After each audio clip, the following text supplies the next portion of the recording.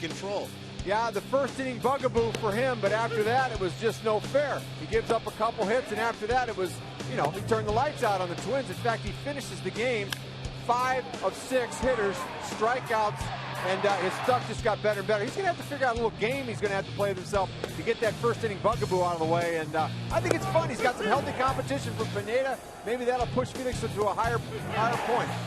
That would be scary to get the reigning Cy Young Award winner up to another level. And then Vargas again last night. I think he loved playing against the Angels, and he had a lot of fun last night. The difference was, that high fastball, 88, 89, 90, above the hands. I think he had the Angels a little befuddled. And then came the changeup, and then the cutter, and all the weapons that, as I call him, Moyer Plus operates from. He's Jamie Moyer with a fastball, and he seems to be getting better just like Pfister. It's fun to watch. Both of these guys have a terrific rhythm going, and it's just a matter now, as you discuss and we talk about all the time, get them some run support. They give up a couple, 3 runs in the American League. It's hardly a crime. Get them some runs, and they can get some victories. Bill, we'll get you up here to the booth in a couple of minutes. We're getting ready for baseball here. The second game of a 2-game series. It's the Mariners going for the sweep against the Angels. First pitch straight ahead here from Safeco Field.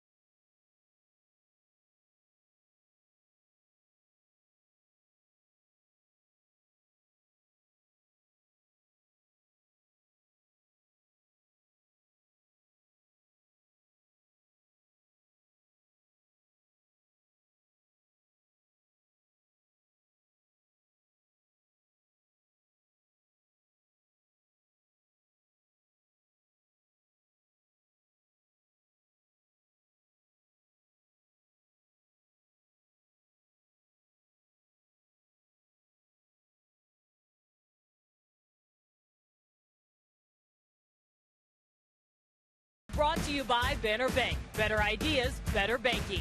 By the new Quest 5-year price lock promise. Visit quest.com/promise for details. By Honda. See your Honda dealer and discover the great values now being offered. And by the Emerald Queen Casino, presenting hilarious funny man Sinbad June 11th. For tickets, go to emeraldqueen.com.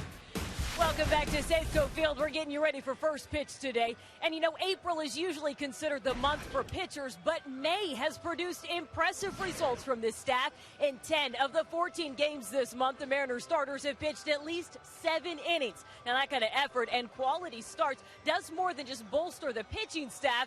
Eric Wedge gives us a little more perspective in today's Geico quote. Just knowing that when you step on the field, you've got a chance to win the ball game because you know your starters are going to give you a chance. I mean, that goes a long way. And, you know, I've always talked about it. I mean, the starting pitcher gives you a chance to win the ball game or not. And the only thing we ask them to do is to do that, give us a chance. And they've gone beyond that. And every game we've played has been tight. They don't let it affect them. They stay in their routine. They stay in their focus, and they've done a great job. Fister himself is coming off an 8-inning performance his last outing. We'll have Doug Fister and Dan Herron next on Root Sports.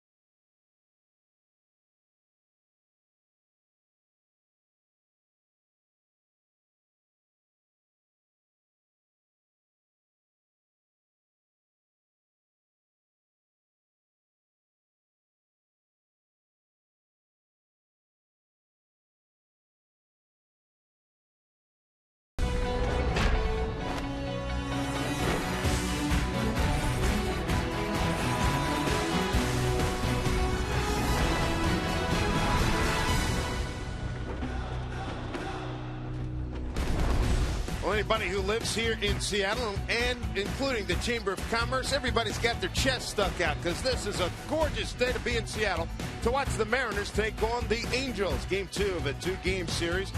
Mariners trying to go for the sweep on this glorious afternoon here at Seattle, Washington. Dave Sims and Bill Kruger and the Root Sports crew with you this afternoon. Glad you could join us.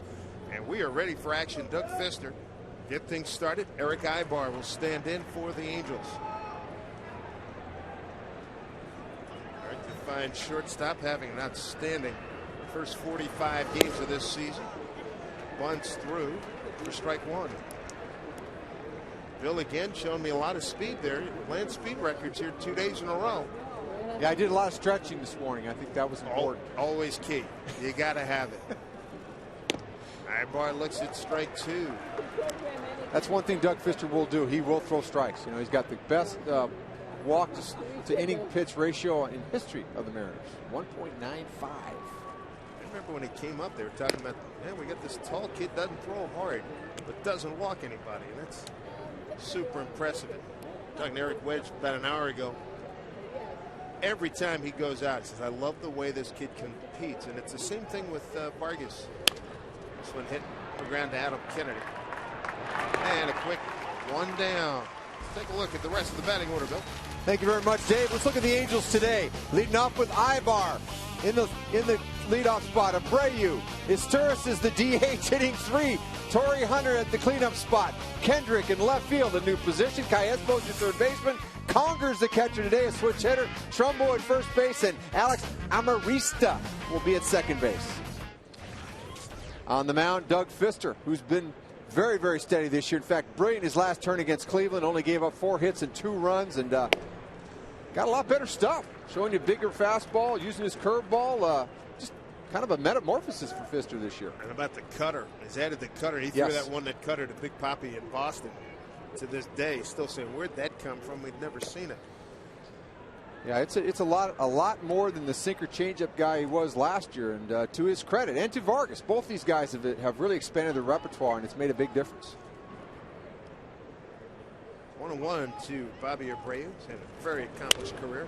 It's interesting when you look at this starting rotation of the Mariners. You got the 2 woo-woo guys, Felix and Pineda.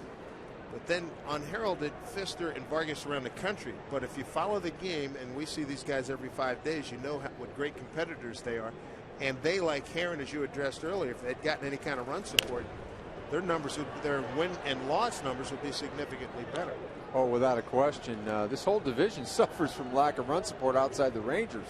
Even the Angels have scored in bunches, and Herrin and Weaver have had struggles winning ball games. So I think the pitching in this division just trumps everybody in baseball. I know you talked to Mike Scioscia about that yesterday. He's touting the strength of this division. Here's a looper. Gliding back into the gap is Michael Saunders. 2 down. Mariners starters in this homestand have allowed just 2 runs. How about that? That's pretty amazing. Those guys, and they were all just overwhelming. Pineda, Hernandez after his little stub of the toe in the first inning was unhittable, and then Vargas last night, he was fun to watch. Using the high gas last night, hitting 90. I don't think we've seen him touch that number this season. But Mike Sierra's Tours, things have gone such a way that this young man has been basically a fill-in kind of player. He's DHing today, hitting .322 entering tonight's game. Abreu's numbers are down, Hunter's numbers are down, and Vernon Wells, he's out with a groin injury. They thought those would be the 3 boppers in the middle. Could we call him the next Toy Cannon? Could we do that? Jimmy Wynn. Well, he's about that tall, isn't he? That's about right, boy. Jimmy Wynn was really yoked, though. I know. Boy, that's a great name. I haven't heard that name in a while. Popped up. Smoke has it. Taking us back to days of yore, the Toy Cannon with the Houston Colt 45. Way to go, Bill Kroger. Nothing across for the Angels. Mariners coming up. What a great day here in Seattle.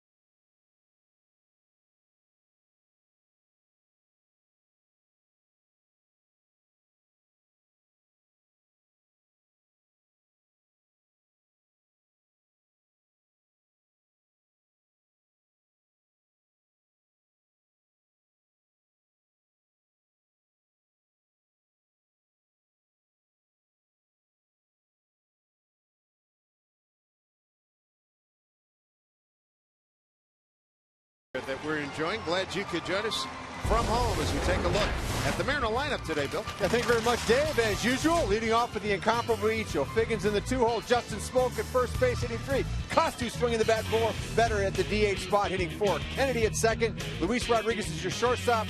Figueroa, the big fella out left. Jimenez getting a spot start as the catcher. And Michael Saunders in center field.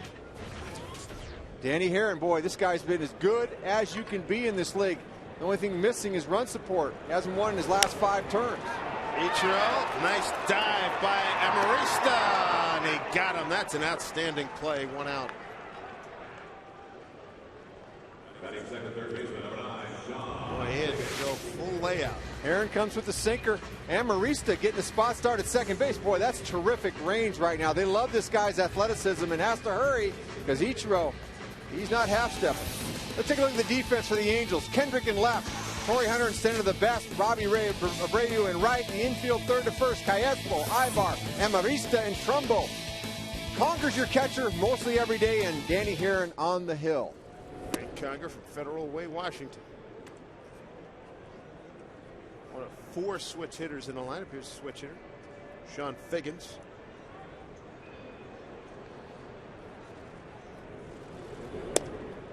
Dan Herrin over his first 5 starts 4-0 with a no decision, a 1.16 ERA. Over his last 3, he's pitched well, 0-1, 2 no decisions, a 3.41 ERA.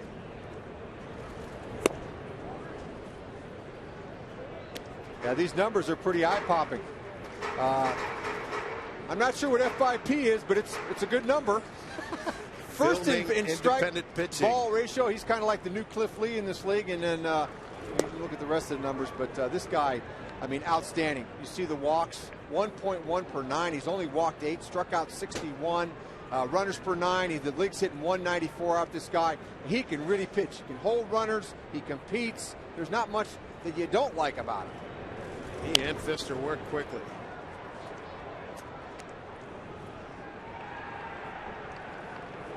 In April, look at that, a 1.23 ERA for his first 7 games. A little bit different here in May.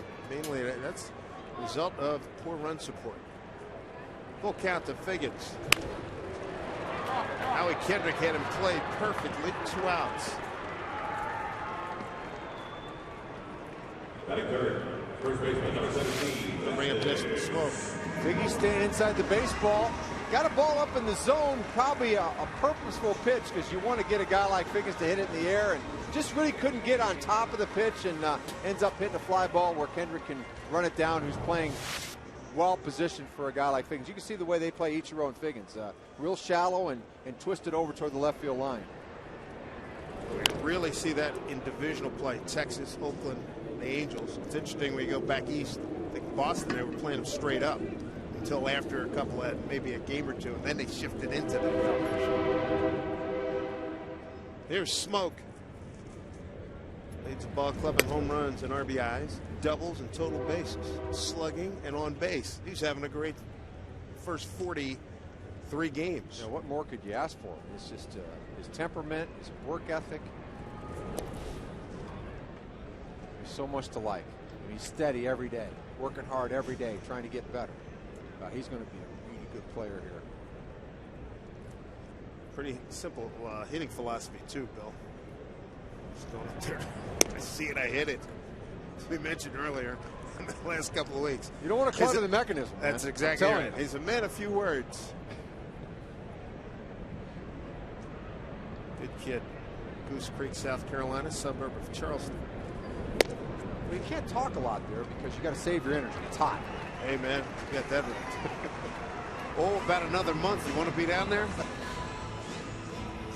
That's why I always wonder about people here when it gets to be like 85 and they start going, oh my gosh, I can't take it anymore. Well, it's like they need to strap the South on for a couple of weeks, don't you think? As por ejemplo, for Spanish friends, Washington is on our docket for June 21, 22, 23. Oh yeah. How's the heat index there? Triple digits. Good chance. Got that wheezy breath. Jack Cust. Strike 1. I'm from the Midwest, so you know I know something about it. I know you're I'm from the Northeast, yes. and I know about that heat and humidity and that heat index. So it'll be interesting when we get back to DC. That's why we love it here. Comfortable. They got the Cust shift on.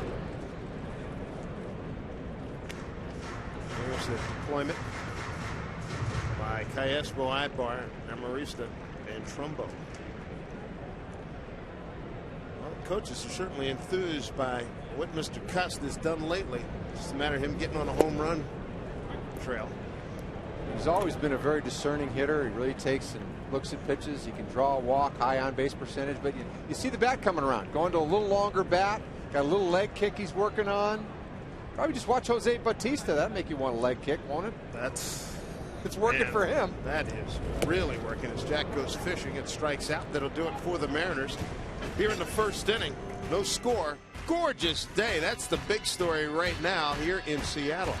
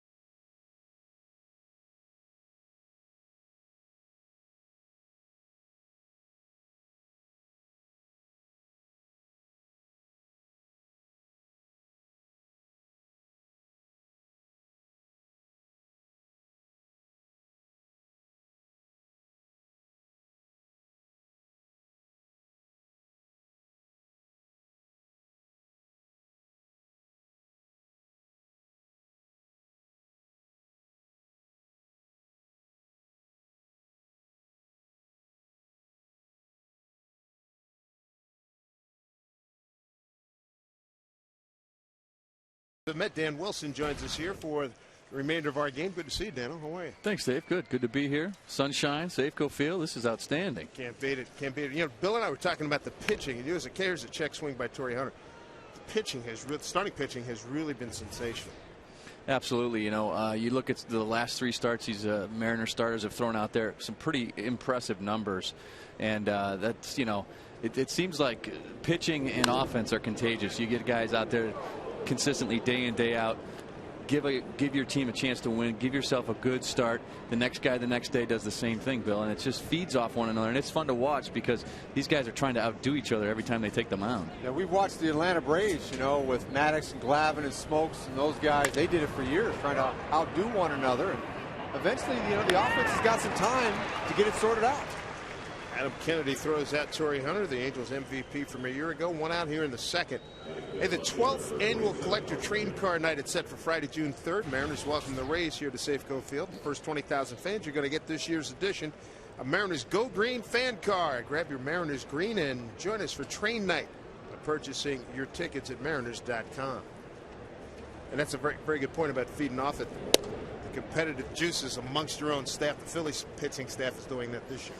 Absolutely. You know, and guys, I would be remiss if I didn't mention the job that Miguel Olivo and today Chris Jimenez are doing behind the plate to keep these guys in sync, keep these guys' game plans active and making the adjustments during a ball game. I mean, these guys behind the plate have done a great job. And you look at Miguel, he missed a lot of spring training, didn't get to know these guys until really they hit the ground running in April. And boys, he's done a nice job behind the plate. And I know these guys love throwing to both these guys. I love his enthusiasm. He has so much energy and enthusiasm every day. And when you're really, you know, excited, you know, and Dan, you were terrific because you really wanted to be a part of the game plan. You really wanted to connect with the pitcher. That was evident. And believe me, that's not everywhere because, you know, I played everywhere. Here's a looper into right field off the bat of Howie Kendrick, who's having an outstanding year. Base hit. First hit given up by Pfister. And he talked enthusiasm is a doggone good word, very key word, because Eric Wedge is a former catcher, really digs what Olivo does and what he brings, the leadership and everything. And he says it's murder. Dude, you're not going to play today. Okay? Oh, what do you mean? Loves that enthusiasm. Well, it's been great for me to see because when he was here in 05, he's a much different player now mentally. You can tell he's really taken on that leadership role. And I think the thing that to me that has really stood out is that Miguel has gone through a couple of stretches with the bat where you know, he hasn't been hitting the ball the way he wants to, but that has not affected what he's done behind the plate. And that's something to look at. And you watch that carefully. That really tells you a lot about the player, and not all of that has been of his doing. He's had bad aim. He's hit a lot of balls in the nose that got caught early in the season. Before he hit that home run in Detroit, he had about a week's worth where the numbers were not good, but atom balls all the time. You know, that was a good point, Dan, because I think about that a lot. I played with guys that worried a lot about their batting average and less about your ERA. So, I mean, when I have conversations with people, they ask me about catchers, and your name's definitely one of them because you cared. You cared about the pitching staff. You cared. It was clear, even in the few times that we worked together, that was the most important thing of the day for you. Well, that's you know, that's the way I approached it, and that was my job, get that pitcher through a ball game. You had to be a really good psychologist so many times with anywhere from 8 different types of personalities on your ball club too. Right? Absolutely, and when you got the left-handers like Krugs over here, that throws another wrench into things, Dave. Well, it's a little deeper thought. That's all. Popped up, playable. Figgins with the sunglasses on. He's under it. A lot of movement on that baby. 2 outs. Yeah, the 8 guys you had to have the psychology for, but then you had the 9th guy, the guy in the dugout, Mr. Piniella. That's you had right. to defend your pitcher sometime to make sure that Lou wasn't going to take him out of the game over one pitch. Absolutely. There was another guy to answer to when you got to the dugout for sure. So you were a good advocate, huh? Good advocate for your guys? I tried to. You know, it's convincing a manager of things sometimes is a difficult task. You got to be a pretty good salesman. Now, he's still got something left, Skip. No, he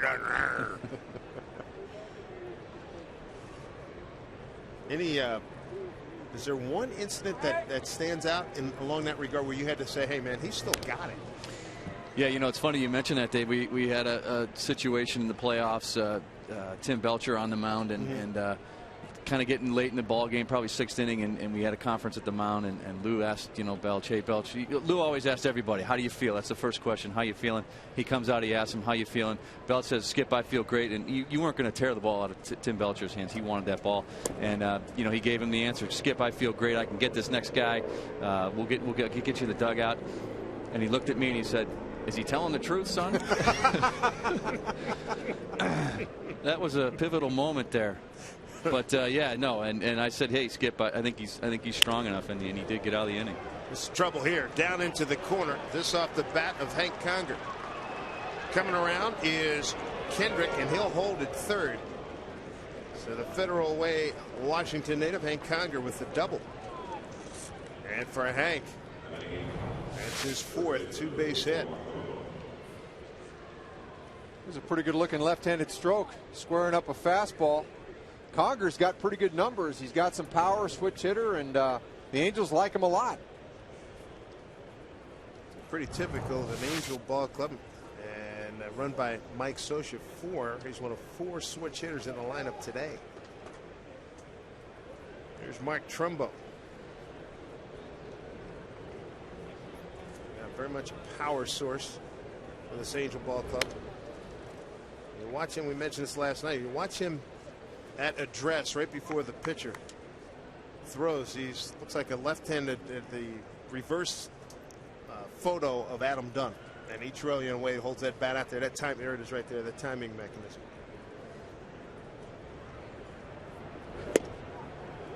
Oh, 2.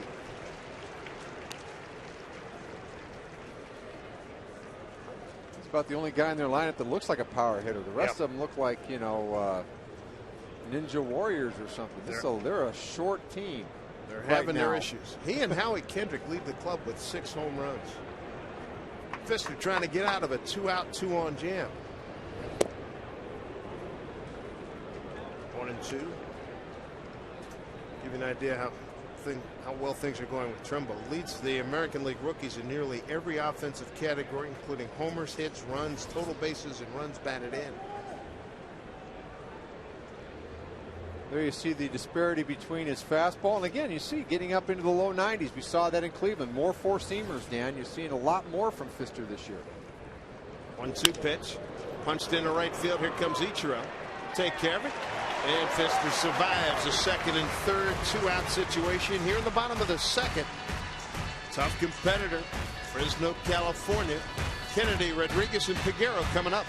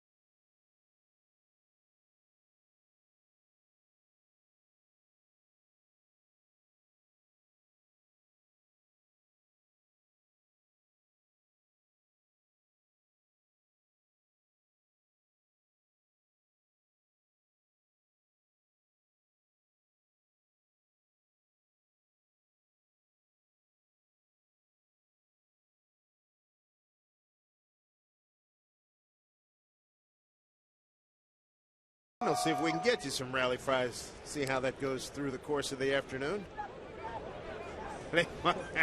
Max out's your FaceTime, folks. Darren Herron, good-looking breaking ball to Adam Kennedy. We skipped school. All right, you're now registered on videotape evidence. Really? What are you thinking there? And Bellingham High School checking in. Kennedy rolls over on one, and Marista takes care of it. One out. Wow, how about that? That's a group effort. Everybody involved. Well, I feel the heavy responsibility without Blow here of making sure I make a good decision for him, Dave. Sir, pressure's on. Dan Herron and the Angels, they are struggling. No sympathy for Mariner fans, we know that, but they've lost 4 straight, 6 of 7 in the month of May. They're 7 of 10. 7-10 record. Rodriguez getting another start. Remember, a couple of nights ago, Brendan Ryan got hit on the left knee, right where at the bend. And Eric Wedge was showing me that today, and he said, "You realize how much that hurts? It's unbelievable." Give him another. He could go, but he said, "Listen, Rodriguez is playing well. Give him a shot here again today." There's Brendan. Dan, you played with one of those every game, though, didn't you? What's the big deal, right? Yeah. Well, I'm kidding, but I mean, you guys get beat up. yeah, you do, but that's it's part of the job back there. Popped up, fighting the sun as Ibar, and he wins that battle. 2 outs. That's its own effect.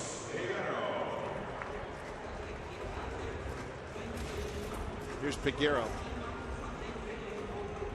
143, 2 homers, and 2 runs batted in. Eric Wetz still citing his violent swing. He says, as big as he is, if he just swings 80%, strong as he is, he should be able to get into a nice little run here. Could not check. That's a strike, says Dale Scott down at first base.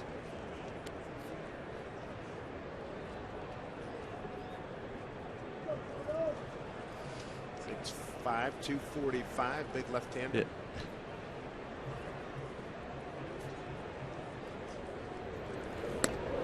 Sunny day like this, Dan, as a catcher, you really got to be a traffic cop and pop up sometimes, don't you? Yeah, you got to let people know and be loud out there and this sun, it's funny. You wait all season for a day like this to play, but it brings its own hazards with it as well. Aaron working at a brisk pace is 1-2, 2 outs here to Peguero. Swing and a miss. Very efficient inning by Dan Herron. A 1.93 ERA coming into this game. 1-2-3 go the Mariners in the second.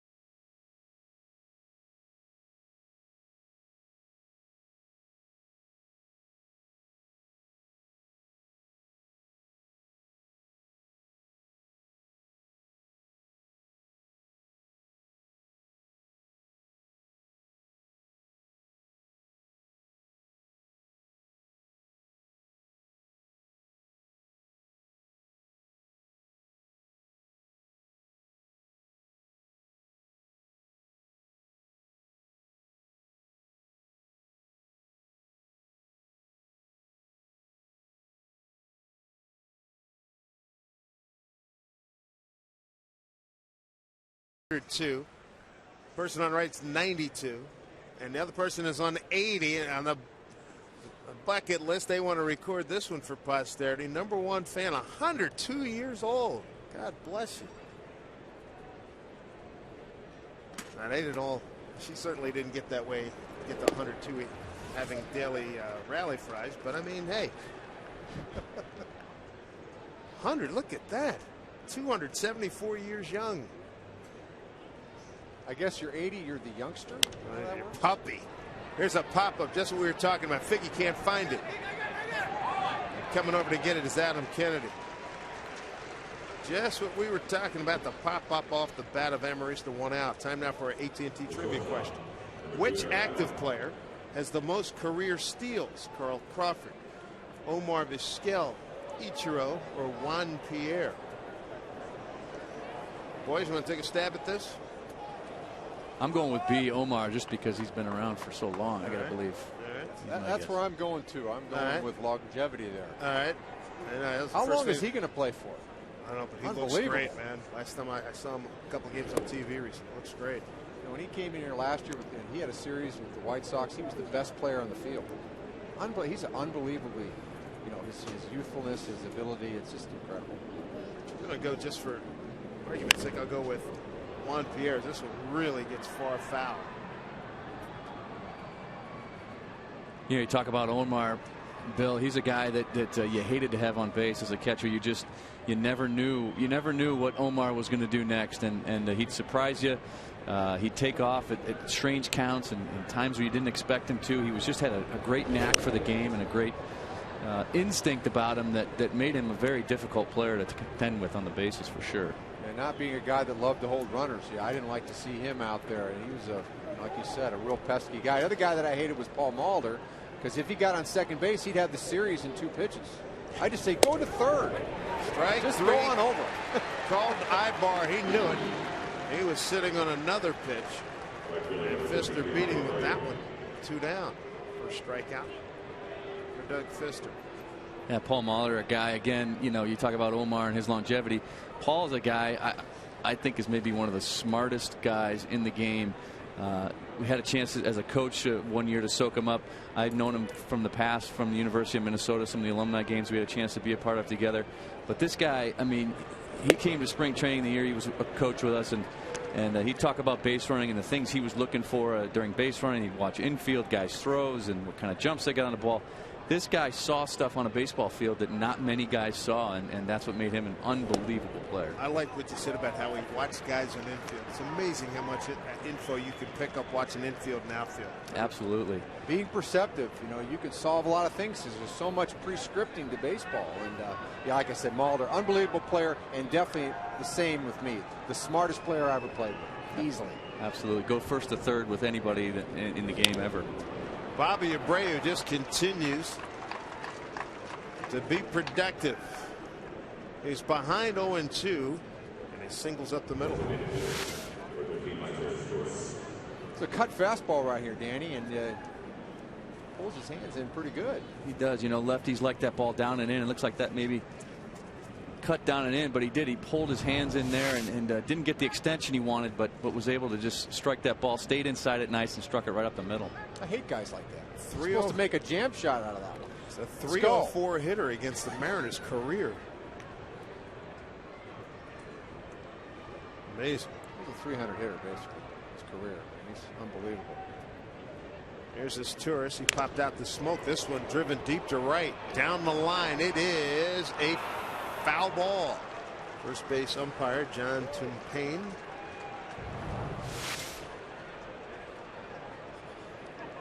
Get out front of that one just a little bit, Bill, and you know, in the dugout right now, they're just calling that a long strike. Exactly. Thank you. But I'll tell you, as tourist, he's become a threat. You know, you kind of thought of him as just a guy that could run pretty good and he'd make his outs, but he's doing some damage now. Hit 322, hitting 432 against left-handed pitching. 0-1 from Fister. Short center field coming on is Saunders. That'll do it. Doug Fister threw 3. He's given up 3 hits, no runs. He's got a strikeout on a gorgeous day here in Seattle.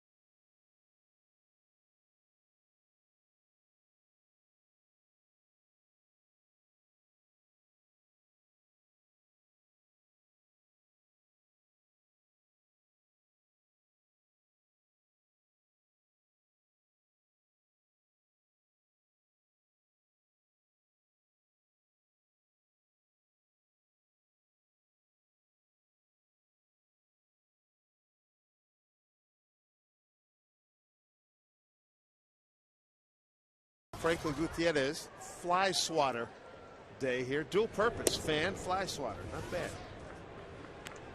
And you just hope that the kiddies don't get into any disputes and start using them otherwise. Oh, that wouldn't happen anywhere, would it? Chris Gimenez getting the start behind the dish today. I think the answer with brothers in particular would be every chance. Would be the answer, Yeah, right? right. Remember that? 2-0.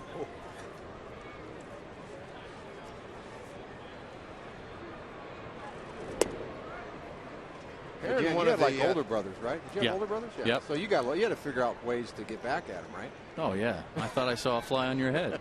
You know, Just trying to take care of you, right? Whack. 3-1. Aaron wanted a few American pitchers with the hesitation. We talked about that pitcher last night, Takahashi, and most of the Japanese pitchers. Full count now to Gimenez. I mean, I could see how that helps you make sure you get to the top of your delivery. Your balance point is kind of a checkpoint, but the rhythm part of it, I guess, would be hard for me. I'd like to have that a little bit more of an athletic movement. Maybe not quite the merengue that Felix does, but you know, something that gets that rhythm going. More continuous. Yes. Gimenez playing for the first time in 6 days. That's not easy. He hasn't had a lot of ABs. Not at all. Because of Olivo getting the bulk of the action. Olivo's had 123 at bats, and Gimenez 25 at bats coming into today's game, and he walks here. Leadoff walk in the third. Let's check in with Angie Mente.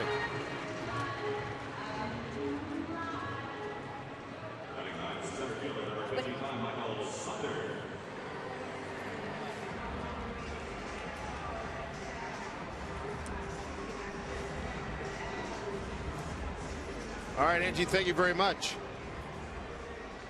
Michael Saunders starting in center field today. Franklin Gutierrez came back last night, his 2011 debut, and Eric Wade said, listen, I'm not going to play him every night.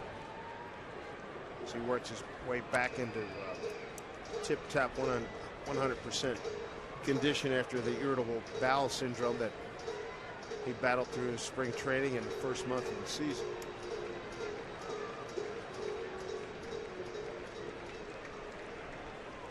Maybe a quick reminder, something. He got a little off his mechanics a little bit, maybe, Dan. I don't know. Or is it signs? What do you think it was right there?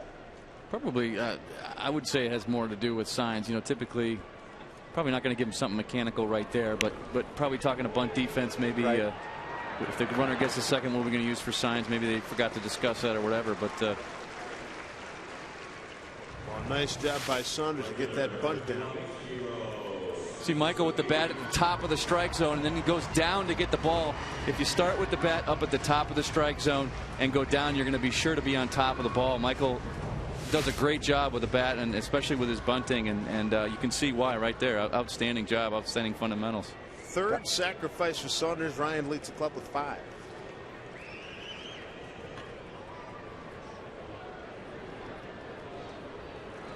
Since you guys played, talk about the bunting. Has it gotten better or worse since you guys broke in on the bigs? I would say it's gotten worse. Look at Ichiro on the same You know, it's time. funny. He was timing the pitch. Yeah. You see him taking the swing. Well, you don't get a chance to see that. No opportunity wasted to be ready for your AB, I guess, right? Yeah. But is it getting better or worse, bunting? I think it's gotten worse. I mean, I think there's a number of guys that can run a little bit, that have learned the art of bunting. But I think as a general rule, guys being able to get a sacrifice bunt down, I don't see it happening very often, and I think guys just don't practice it. They don't put the time in if they need to. Ichiro pulls it down to Trumbo. 2 outs, runner to third. AT&T trivia question: which active player has the most career steals? Crawford, Vizquel, Ichiro, Pierre. Let's see. The audience went with me. D. Juan Pierre. Danny and Bill went with Omar Vizquel. Survey says Juan Pierre. Krugs, we were third. We got boat raced. Jeez.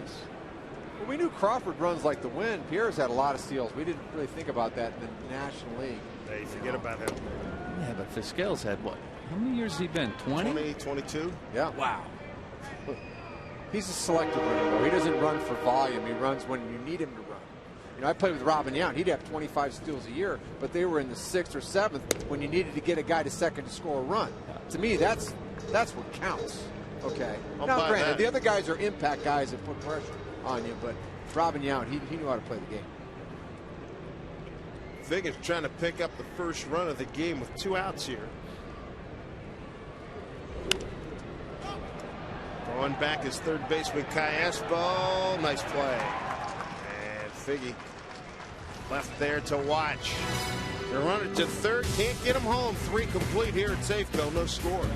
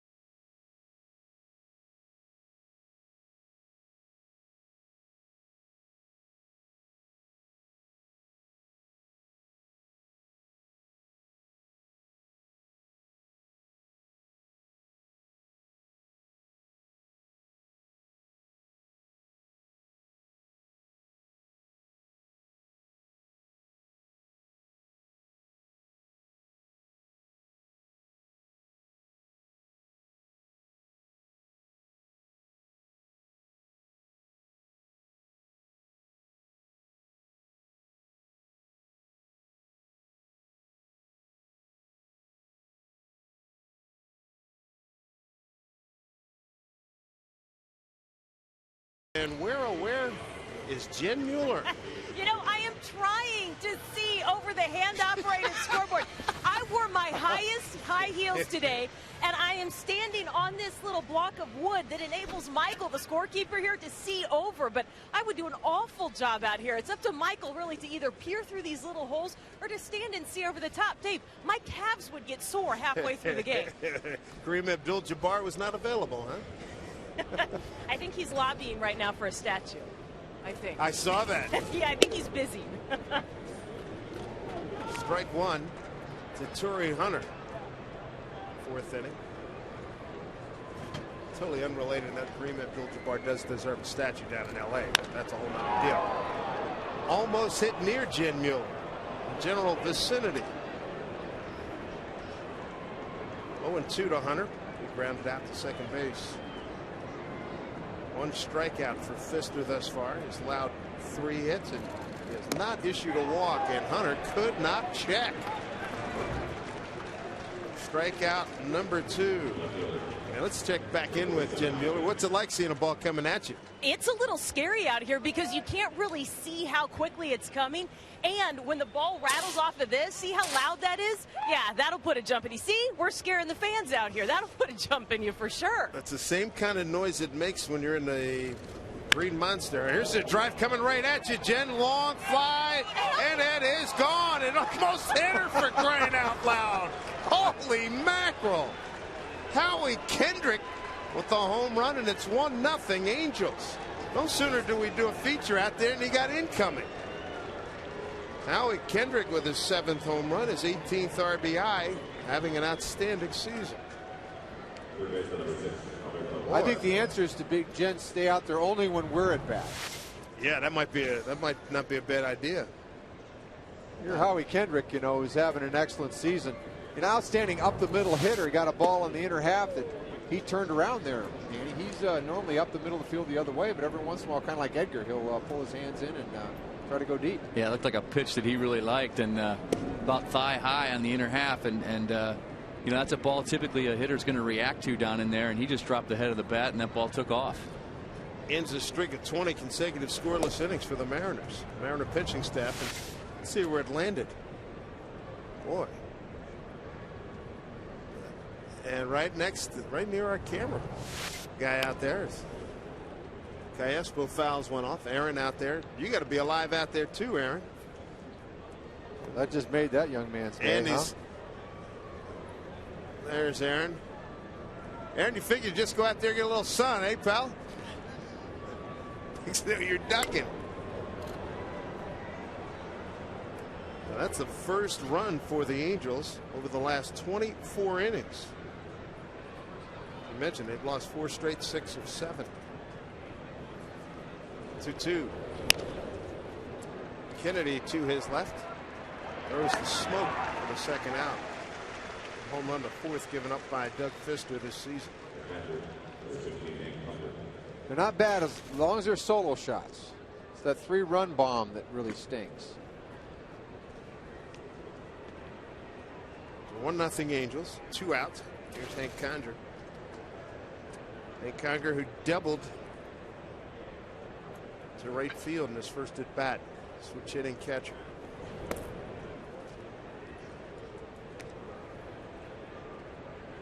Turn the fastball, so start him off with something a little bit slower. Try to throw his timing off a little bit. 2-0 to Hank. Boy, I've done a lot of TV and radio over the years, but I've never seen that where you're doing a feature on, hey, you know, maybe the ball would come out here. Yeah, once in a million years, and then fire up the air raid siren. 2-0. And I've seen a few games here, and you don't see very many balls that go over that scoreboard or at that scoreboard. They don't happen. Jen, So, be careful more of unusual. Jen, be careful of the next assignment you take. 3-1. The immortal words of the old PA announcer, Jen has left the building. Well inside to Conger, he walks. First walk issued by Fister.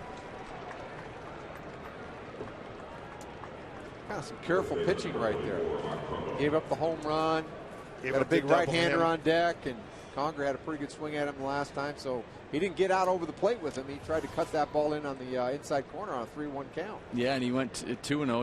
He went inside looked like he was trying to jam him and get Conger trying to get extended early and jam him with his pitch inside. But Fly ball towards the line. Ichiro runs out of room.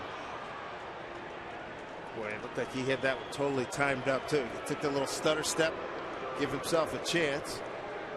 And the fans getting on that Mariner fan for not allowing Ichiro to make a grab here.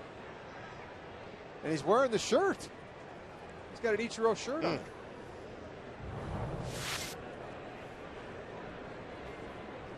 You get on the East Coast, they don't play that, do they? You could be escorted out either on a slab or could be peacefully, yeah. Not in Philly, though. Really? 0-2. The world's most critical audience, right? That would be correct. That would be correct. They, matter of fact, when we saw Davey Lopes at the end of March, he said, he'd been there for a while, and he said, he's been around. They said it's the most passionate fan base he's ever seen, even at the supermarket, especially at the supermarket. passionate, really an interesting choice of words, Dave. That sounds like it's code for something else.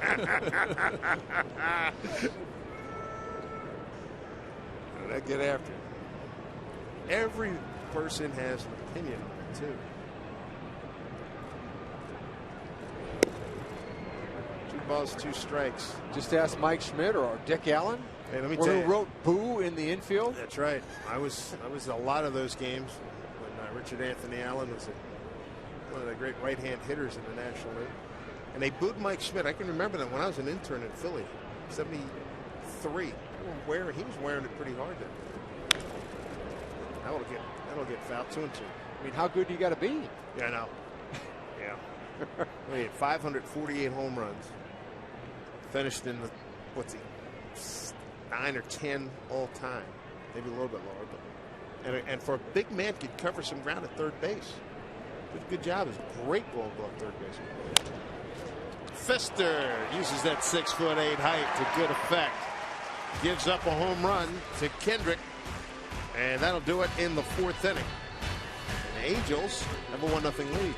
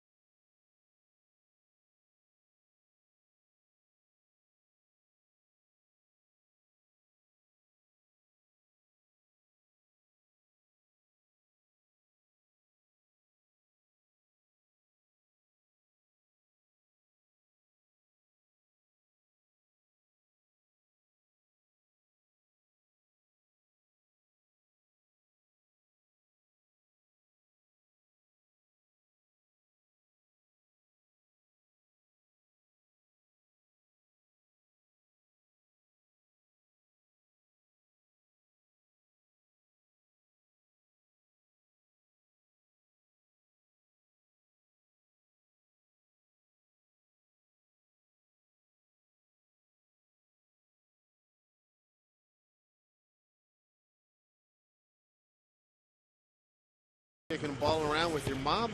Nicely done, young man. Hey, if you're looking for the best value at Safeco Field, you can purchase 2 full season tickets and receive 2 for free. Select seats are available in the Terrace Club outfield, the field and view reserve seating area, so don't waste any time. This tremendous offer is going to end on Friday. Here's the phone number, 206-346-4003. Save big with this 4 for 2 offer. That's 206-346-4003. Justin Smoak, Jack Cust, and Adam Kennedy here in the 4th inning. Justin walked his first time up. 0-2 here from Dan Herron. Herron through 3 innings has not given up a hit. He's walked 2, struck out 1. You know, he used to throw like 94, 95, but you're not really seeing that anymore. But boy, he's added some pitches. He's got a nasty split.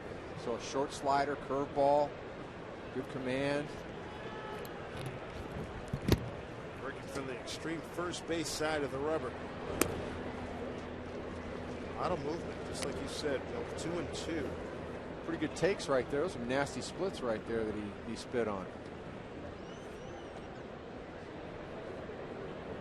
2-2. Full count now to Smoak. Justin last night 1 for 4, 3rd inning RBI. Cust had a good day with 2 runs batted in. 3-2 pitch.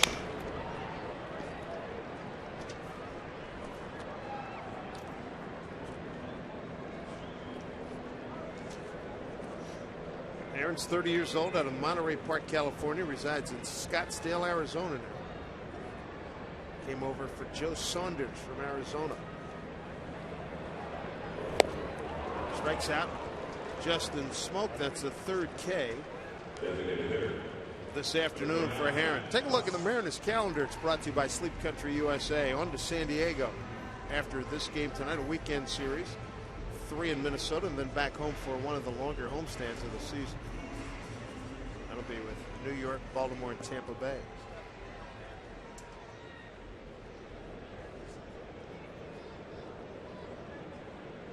There's Jack Cust, struck out on a 1-2 pitch, his first at bat. This one to Amarista, 2 down. What do you like about Herron besides the variety of pitches and working fast? I mean, it's a pretty good package. Yeah, you know, he's really keeping his infield in the game, and I tell you, he's moving the ball around well. You saw it was Smoak there. He started with him down and in, and then he moved the ball off the plate away, got a couple strikes on the outside, and then came back in and throwing that little cutter in there, and then Cust, he just throws that little cutter in there and gets the ground ball. I mean, he's just really He's just mixing it up like you mentioned, Bill, and when you do that, that 89-90 looks a whole lot harder.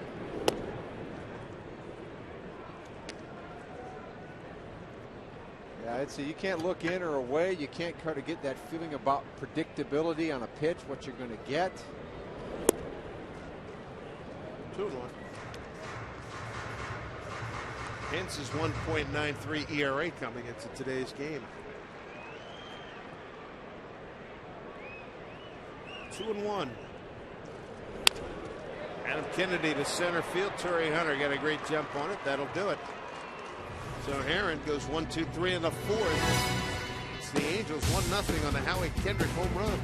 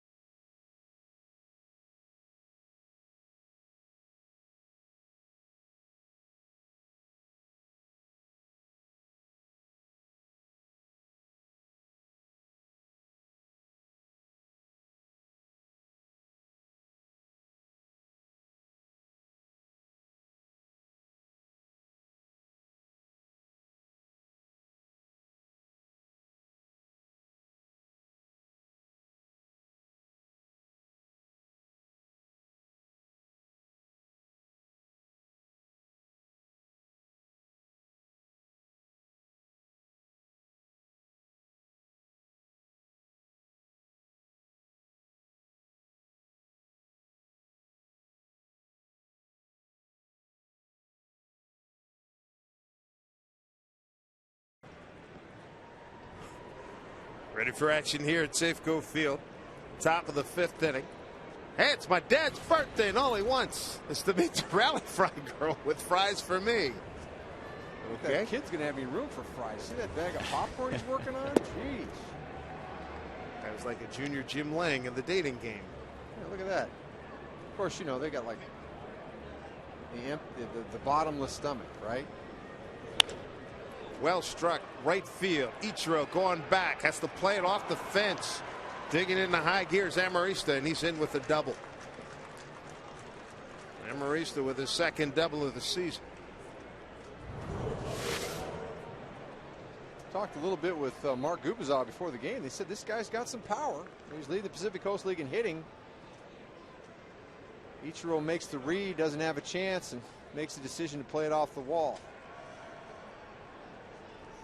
Amarista, not the biggest guy, and he charged that one up pretty nicely. He's like 5'8". So, top of the order, Eric Ibar.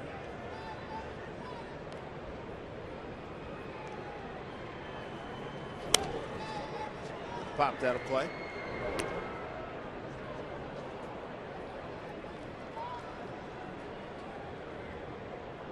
Qualify that. Mark Gubicza is the color commentator for the Angels. Of course, a great pitcher. A lot with Kansas City. 85 world champions. Yep. You know, over 100 ball games. A heck of a pitcher. Pulled foul. It's a product of the Quaker City as well. Mark Gubicza. He's another guy who was like a house out there. Big man, huh? Yeah. Wow. Yeah. And when he and Saberhagen had it going, talk about a 1-2 punch. That was wow. That was a lot. That was the Don Denkinger World Series, right? Against the Cardinals in '85. Misplay that, remember Joaquin Andujar went nuts afterwards, and things spiraled downhill for St. Louis after that.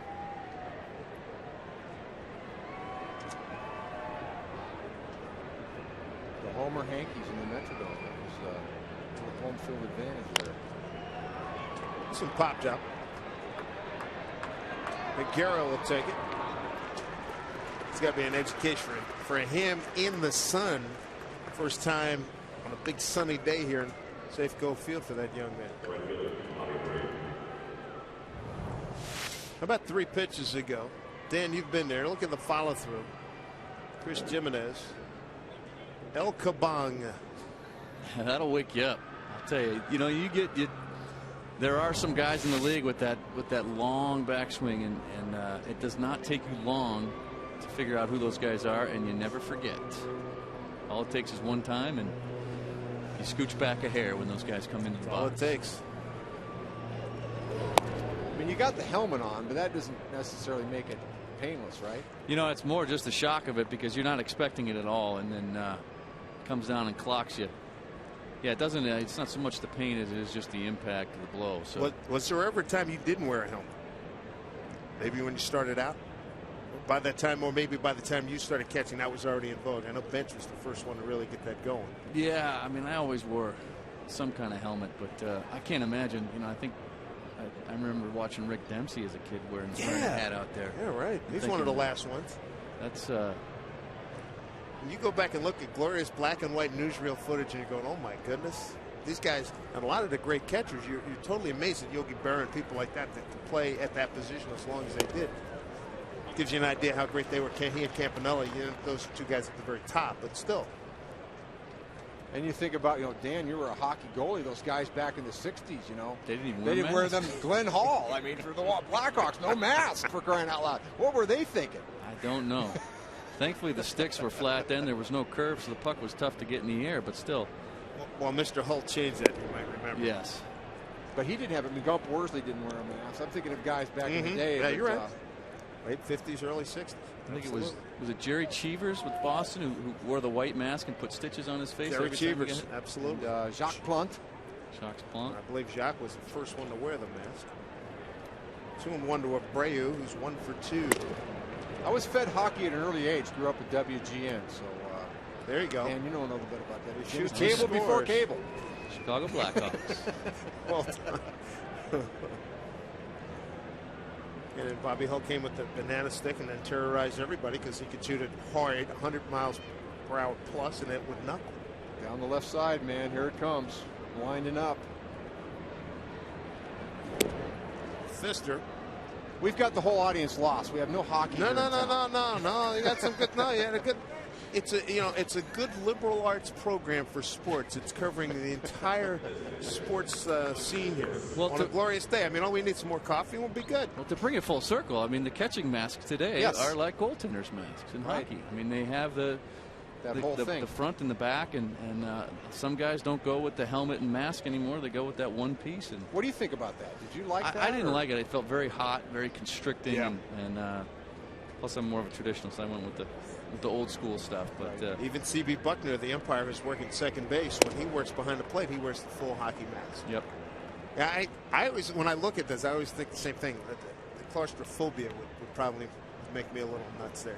It's so tight. At least this one, there's the spatial aspect of it is really good with the wire mask. Traditional look right there. I was thinking, was Charlie O'Brien the first one in Toronto? Was he the first guy? He was one of the guys. Yeah, that he was one of the originators, and he definitely was trying to make that popular. And it's caught on a little bit, but one of the things that is tough about those hockey masks too is they don't come off as easily. The traditional ones kind of pops right off, and it's easy to see once that thing gets off. But with those other ones, it's kind of a task. As you're going for a pop up. Yeah. So it's designed, I think, more to just leave it on at all times. But and you rip it off, and it's like a giant landmine. You don't want to get it in some place where you're going to step on it, right? Charlie O'Brien. I think that's I think you're right on the money there. I remember that because Charlie was a catcher for me back in Milwaukee, so I kind of followed him. Charlie O. He's a good catcher. Really Not a big catcher. hitter, but he could catch it. Yeah. Caught 3 Cy Youngers in a row. Henkin, Maddox, and Clemens. That's a pretty good resume. Yes, it is. But, when you don't hit 300, then you don't get the cred, right? So. 2-2 pitch. Right to Kinnan. A short way. Turn 2. Well done. As Doug Fister gets out of some trouble here in the 5th inning. He trails 1-0 on the Kendrick 4th inning home run coming up. Rodriguez, Peguero, and Jimenez.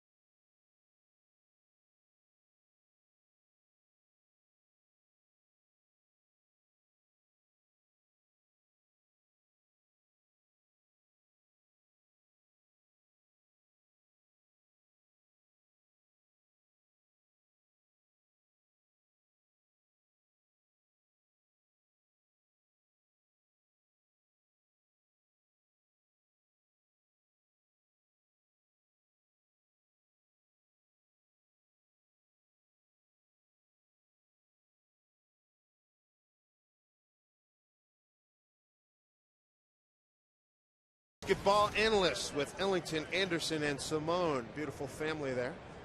Enjoying today's contest here at Safeco Field.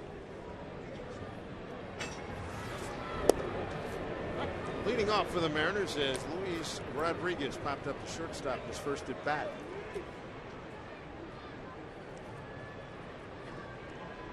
Dave Sims with Bill Kruger and Dan Wilson and the Root Sports crew today. This one fouled off. Boy, nothing straight, nothing down the middle from Mr. Herron. I mean, everything's got a twist on it or it's on the edge. I mean, that's a reason, like we said, that he's got a 1.9 ERA. I mean, he's dealing. Here's the other thing too. You know, he's 14 shutout innings against the Mariners last year, and he's got 15 dating back to 07. Mariners used to see Dan when he was with the Oakland Athletics. He was with Oakland from 05 to 07. Then he went over to Arizona for 08, 09, and part of last year. Last July came over to the Angels.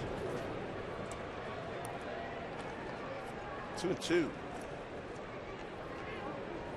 High speed pitch brought to you by Quest. How about that? Isn't that pretty interesting? We talked about Doug Fister, who didn't hardly ever touch 90 last year, and he's showing you 92, 93 a lot more often this year. Check down to Dale Scott. He did not go. Full count to Rodriguez.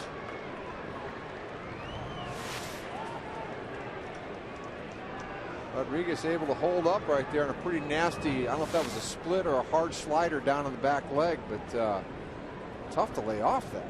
3-2 pitch from Herron. Down the line. It's out of play.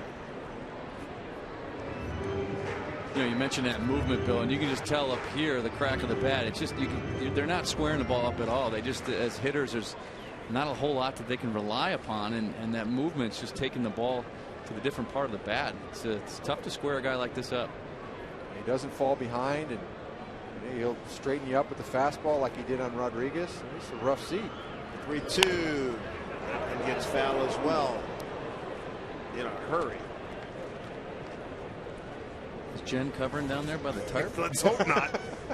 My goodness, it's amazing. I mean, I've done that kind of reporting before, and you just do it, and you move to another part of the park, do it, and here she's got two of them. One was sort of, you know, hooked, but the other one came right at her. Never seen that before. 3-2. That one down the line. Will it stay fair? It does. Off the fence, one high. Rodriguez digging. Here's a throw from Abreu. It's cut off. And in there safely with the double is Luis Rodriguez to lead off the Mariner fifth. And for Luis, his 5th two-base hit. Good battle.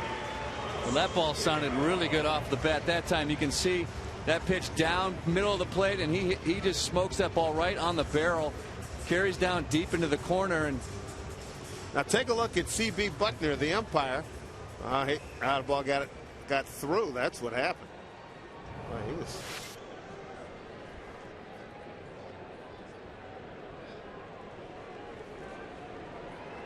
Here's Peguero.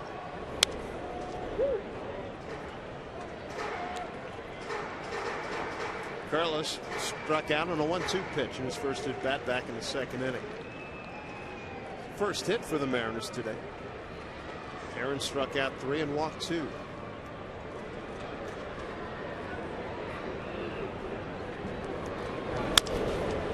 Now we get the runner over to 3rd. Peguero does his job.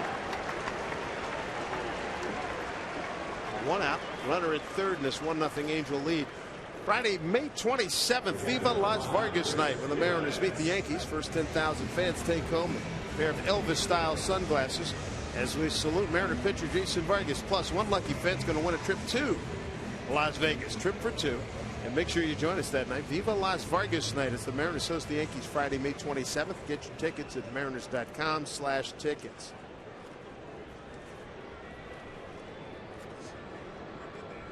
There's Jason. Coming off an outstanding performance last night, picking up his 3rd win against 2 losses, and he takes his ERA down to 3.39. RBI opportunity here for Jimenez. Think he'll be featuring those glasses regularly after that? Why not? Thank you. Thank you very much. They're not gaudy or anything, right? Wear them down on the field. Fly ball, center field. Hunter circling under. Makes the catch. Here's the throw. Rodriguez coming. He is safe.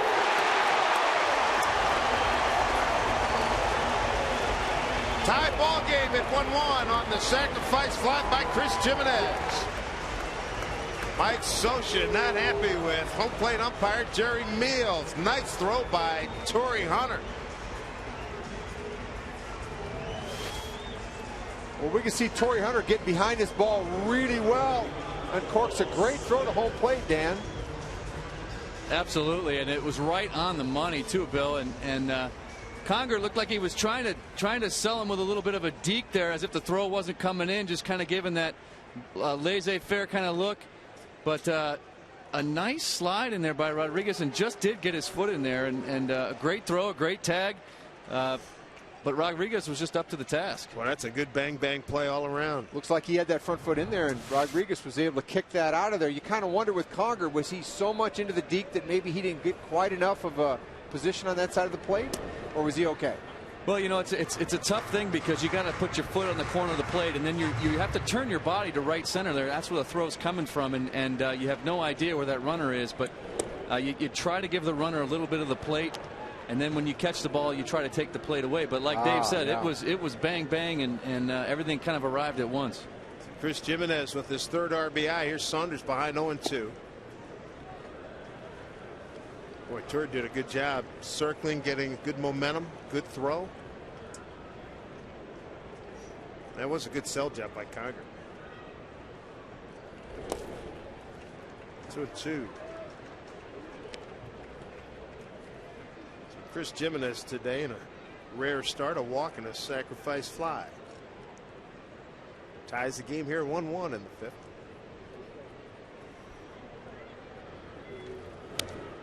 Right off his fist. Here's the back end of that play. Rodriguez, he just got that foot into the corner. Gotta look good as Luis got that helmet stay on. How about Michael Saunders in an 0-2 hole, battles to 2-2 and delivers a base hit.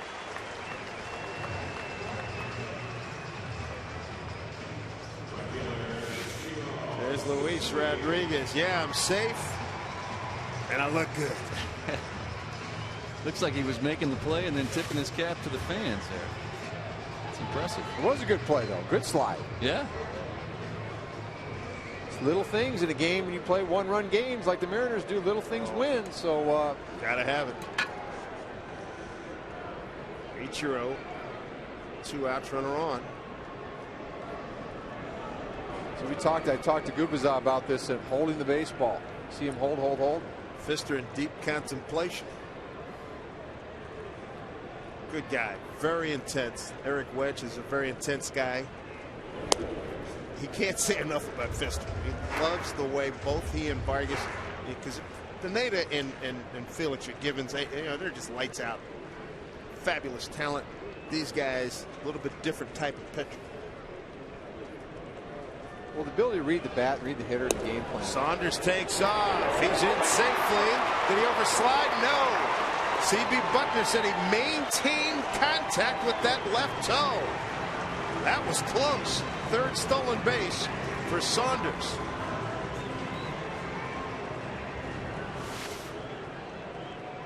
Here we see the slide in as he grabs the corner of the base. He starts to lose it. Oh, that's close. Wow. Hand came off, but toe stayed on, perhaps? Talking about presence of mind. Wow. Ichiro dribbles one. Emerista hurries. Got him. Good inning nonetheless for the Mariners in the 5th. They get Rodriguez with the double.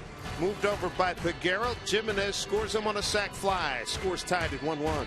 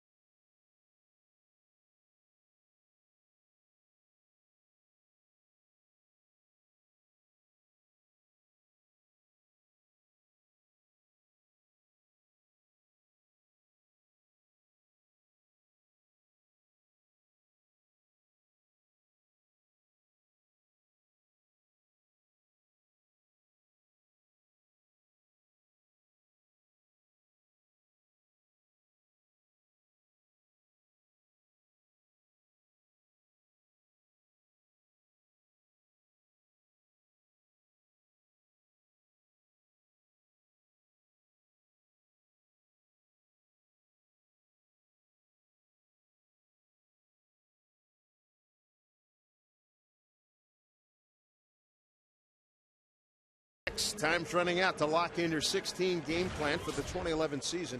The Mariners' 16-game plan, you're going to enjoy a great seat location and many season ticket holder benefits. You're going to need to hurry, though, because the deadline to purchase that 16-game plan, it's Friday. For more information, get that 16-game plan. Here's the number, 206-346-4003. 206-346-4003. Dave Sims, along with Bill Kruger and Dan Wilson. Here's Torrey Hunter to lead it on. Dan, congratulations on being selected to represent the Mariners at the Monday, June 6th, 2011 first-year player draft. A lot of tremendous guys are representing their teams, and I like how baseball's making a bigger deal out of this.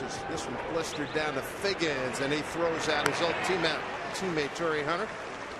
But you listen to some of the names of the guys that are going to be at MLB Network's studio in Secaucus, New Jersey. You got Dan Wilson, Robbie Alomar, Rod Carew, Tommy Lasorda, Gaylord Perry, Jim Rice.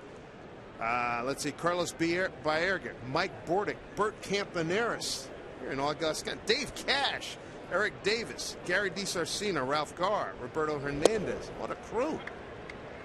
Mickey Morandini, Randy Hundley, Jeff Jenkins, Davey Johnson, Jim Sundberg, Mike Sweeney, Joe Torre, Frank Viola, Walt Weiss, Maury Wills, Jimmy Wynn, and Don Zimmer. That's a cast. It'll be fun. I'm looking forward to that, Dave. Can I give you an autograph book? Absolutely. Kerry, do some damage there. Get a case of balls and take it with me. Really, honest to goodness. 0-2 to Kendrick. That's a great honor for you, Dan. It'll be neat. Thank you. Yeah, it's a chance to go see the draft and see how it all works and have a lot of fun with it too. I mean, it's going to be great catching up with some of the guys that I played against over the years. Bouncing ball down to Rodriguez. Nice hop. 2 down.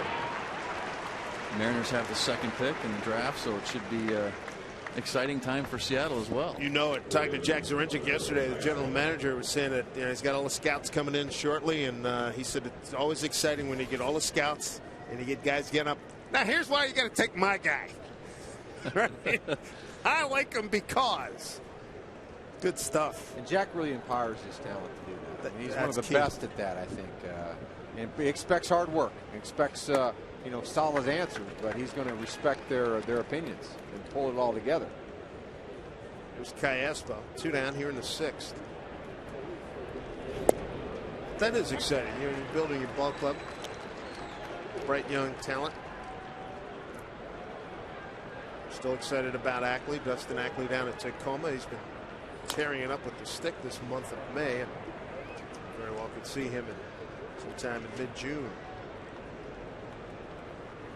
Be interesting to see if the Mariners go position player or pitcher there. But Mike Carp, building to the future, brought to you by Banner Bank. His last 20 games on fire. Just under 400 with 8 bombs. Boy, that's a pitcher's pitch there. Off the plate, 1-2. And Mike Carp, 305. He's knocked in 31 runs. Had a 3-homer game not too long ago. That's a good inning for Fister. As Kennedy will throw out Callaspo. And Doug goes 1-2-3 in the 6th.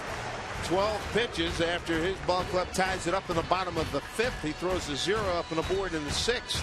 1-1 is the score.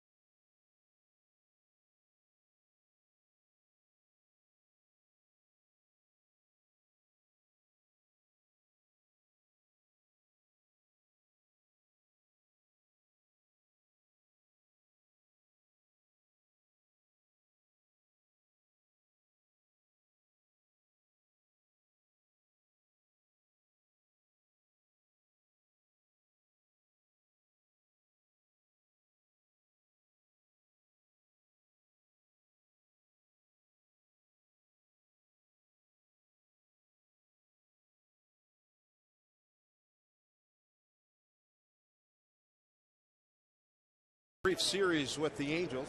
Mariners won last night 3-0. Here's Figgins to lead it off. Figgins smoking cussed here in the 6th. Figgy 0 for 2 popped out with the runner at second in the 3rd inning.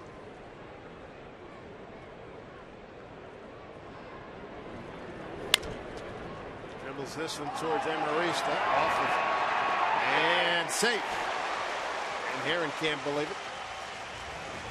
Base hit as we check in with Angie Mentink.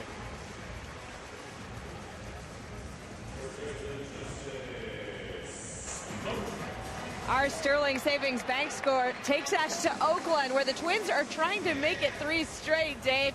And you remember Rene Rivera hit his first 3 home runs with the Mariners. Here he hits his 4th career home run to left field. Right now, Minnesota on top of Oakland 4-0 in the 5th. Back upstairs. All right, Angie, thank you. 1-1 ball game. 3rd hit for the Mariners.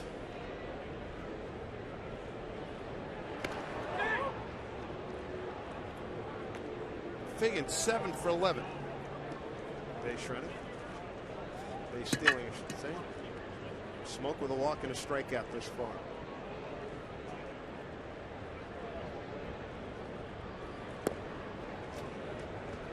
All one to Justin. If there's anybody, Dave, that's going to know Sean Figgins and his running tendencies, it's probably going to be Mike Scioscia. So it'll be interesting to see how these two play this little cat and mouse down there at first base and in the dugout for Scioscia.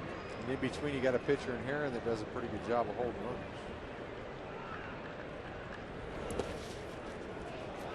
Conjure holds on to it. It's blocked. All right, gun to your head, Dan. Catchers you'd pay to see work the plate. Either late. Pick the. You mean current players? Yeah, current kids. I love Joe Mauer as a player and as a catcher. I like what he does. I like Wieters from Baltimore as well. Tall guys built just like you. Yeah, that's right. I like Yadier too. Molina. I think he does a great job. Off-speed pitch for strike. 2-1.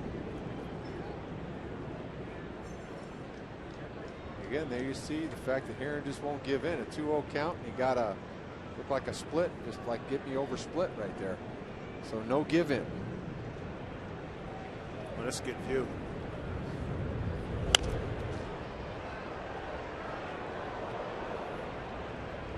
How about pitchers for you, Bill? You had to throw your hard-earned dollars down to go watch a guy pitch. Right now, contemporary guys.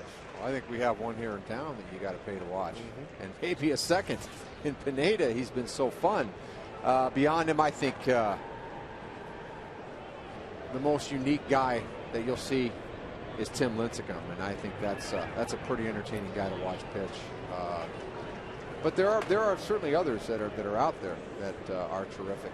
You know, there's guys in the National League that we don't see. Ray Holiday is probably one of my favorites, a real workhorse. It's going to be interesting middle of June when Philly comes in here. They're going to get 3 good ones out of that grouping. Figgins goes, swung on a miss, throw by Conger, not in time. Got him for the second tag. Emphatic call by C.B. Buckner, and bolting out of the dugout is Eric Wedge. Had him safe and then punched him out. You wonder if this has anything to do with the last call, because Saunders may have come off the base, you know. So strike him out, throw him out.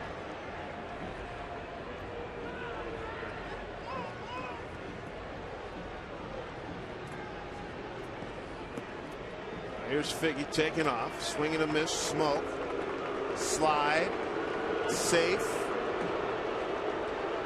And he tagged. I didn't see the tag, but he did come off. I didn't take another look at that tag, but see, here's another look at what C.B. Buckner's looking at. He was on it. He made it quick and a definitive call. One more look. Here's a real good look. No. Back to live action. Safe, and he came off the base, but the tag was already there and gone. So I don't know what he's thinking there. Strike him out, throw him out, double play. Jack Cust, 1-1 the count. 4th strikeout for Herron.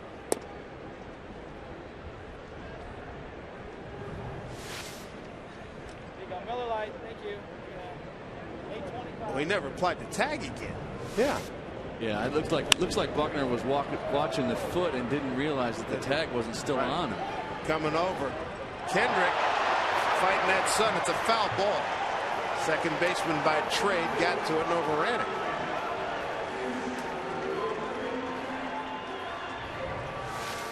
Some new turf out there. This may be the 9th game he's played out there, but some funky angles, whole different set of circumstances going out there to left field. I don't care what you say, how good an athlete you are.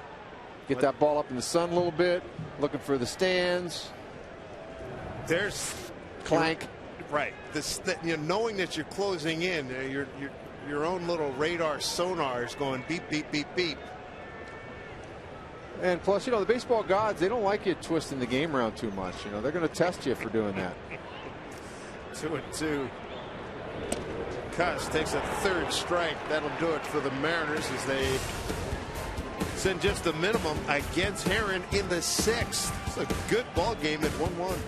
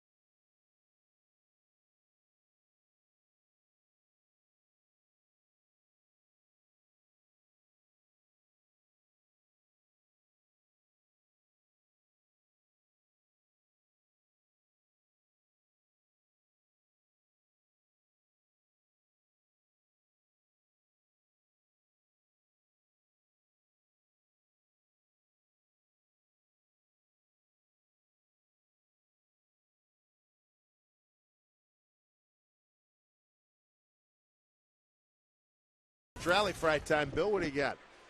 Look like a winner out there. It's Marysville High School. They're the big winners. The Deca group from out there.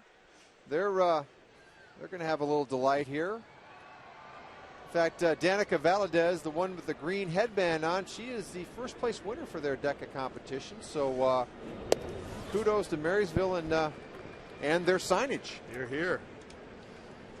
Nate Conger out of Federal Way. Mark Trumbo and Emarista. If everybody's eating the garlic fries, it's okay, right? Just as long as everybody's doing it, right? To Conger. Luis Rodriguez plays the hop beautifully. 1 out. Let's take a look at Sean Figgins, where his foot was. Let's see. Here's a slide. After the tag, does his foot ever? Oh, it looked like his foot never made it. That's what CB was looking at there. His foot never really got the bag. It doesn't look like it. It looked like his foot slid behind the base, and Buckner maybe initially thought he got to the base in time, but then waved it off and said, "No, you never touched the base." 1 out for Trumbo. Some strike. Doug Fister today. 2 strikeouts. Couple of walks. The only Angels run, home run by Howie Kendrick. First pitch he saw with 1 out in the 4th.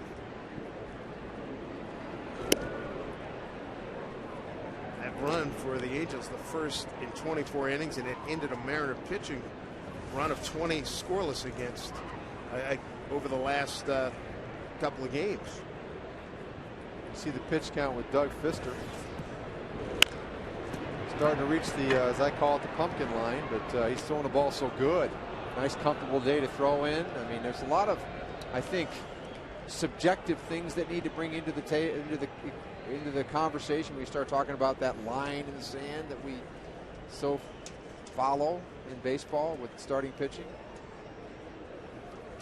Dan? I mean, I'm a little bit on the other side of it. If a guy's free and easy and he's taking it to the other team, I'm more than likely to let him pitch a little bit more. Absolutely, and I think Doug over his last couple of starts really been up over 100, more like 110. Yep. So he's well capable of extending that pitch count a little bit. And like you say, if he's throwing the ball well, let's leave him in there. Go by the eye test, huh? Hey, stay on top of traffic by riding Link Light Rail to the airport. For scheduling info, visit soundtransit.org for details. You don't have to mention names or dates or anything, but if you've seen Dan as a catcher, where you see the guy like Bill's talking about, he's dealing. and because he hits a number, and you're sort of shaking your head when you see the skip come get him, right? Yeah, and you scratch your head sometimes at that. But on the other side, you get a situation like last year with Pineda. They didn't bring him up because they wanted to keep his pitch. They didn't want him to pitch anymore. And look what he's come out and done this year. So I mean, you can look at both sides of that. That's an extenuating circumstance for this kid. Big, strong right-hander going well. He doesn't have any. He's full maturity, if you will. It's a 1-1 game, and he's throwing the ball well, and the game's still. He's pitching well. I just like to see him continue in the ball game. My whole opinion on it is this: if a guy's throwing well, let him go further. And, in games where he's laboring, rather than trying to say, "Hey, please cover the game for us," take him out. Fly ball left field. Peguero backing up, makes the catch.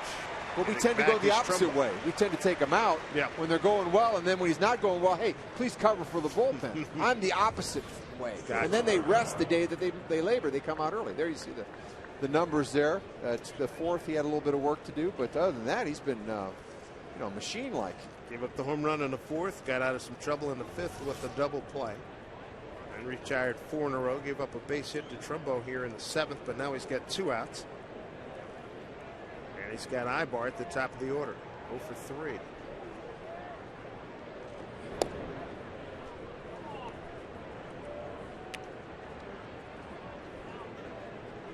Fister has gone for 100-plus pitches in 7 of his 9 starts. The only 2 times he didn't. He went 98 on April 3rd in his first start and 80 against the White Sox on the 7th. I'll tell you what, though, in the world of letting guys pitch, which is kind of a tight world, Eric Wedge has been more apt to look and eyeball a guy and let him go. We saw him do that in Fenway Park with Fister. With Vargas. And so he's watching the game. He's not just looking at the line. Ichiro puts that one in his pocket. That'll do it. No runs, 1 hit, no errors, a man left. Home 7th coming up. It's 1-1. The Mariners and the Angels.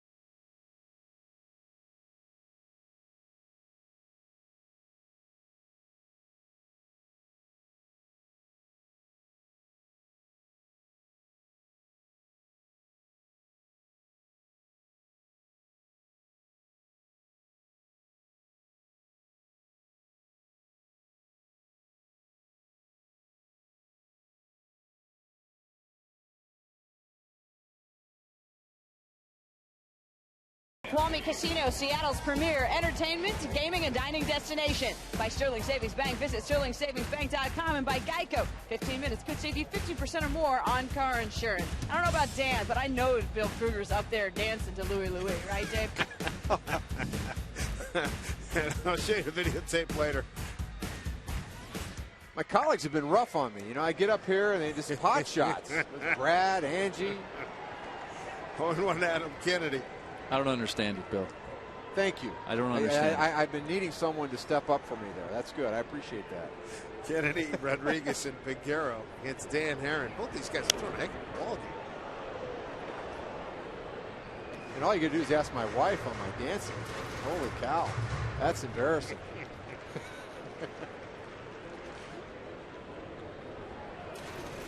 Lucky that wasn't part of my first couple of dates. Might not have got there.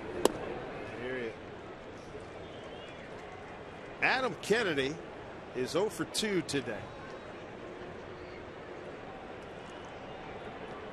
Trying to get something going here in the home seventh. Fly ball center field. Torrey Hunter back up. A little turn. No problem for the Gold Glover. Everyday right fielder now, but in center field today. Said it's like riding a bike, no big deal. They got it won 9 consecutive Gold Gloves from 01 to 09. How about that turn? Do you get like extra points for that? Is there like diving? I don't know. You know, I did that. I'd probably get hit in the head by the ball.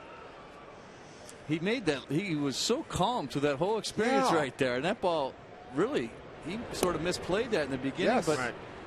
was just so relaxed about it and make the catch. There's your key word, relax. I mean, Yeah, a lot look of at that. times He's you just got letting the us know bodies. it's no big deal. See Yeah. that with the hand?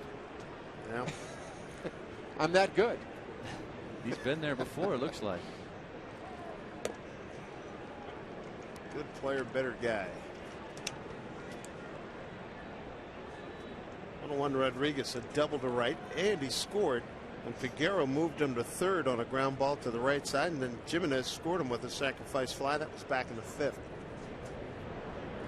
That was at best at bat of the day, too. I mean, he fought out all kinds of pitches to finally get Wall that got out over the plate, and he smoked it in the corner.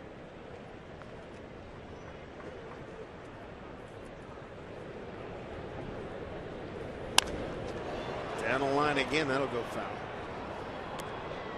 Now, he played for Chris Chambliss last year, Yeah, right? sure. So he was a big recommendation to come here, and a hungry, long-time minor league player, and you know, he's done a good job. You know, the batting average isn't necessarily going to show it, but you know, plays all the infield spots, and he's hit big when you needed him to. He's had a couple of stints in the bigs with Minnesota and San Diego. But Chris Chambliss, I remember talking to him in spring training early, and just raving about the guy. And he makes the ball club.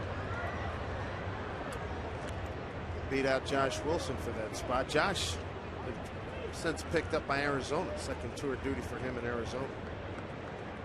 That's good. He did a good job here. He's a good player. Good guy.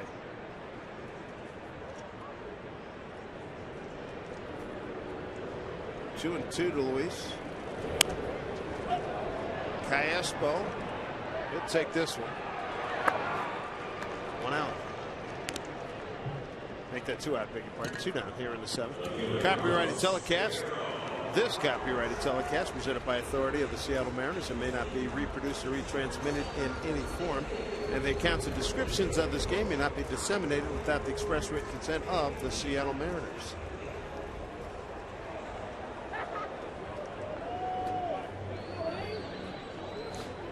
So you get a good day of sunshine.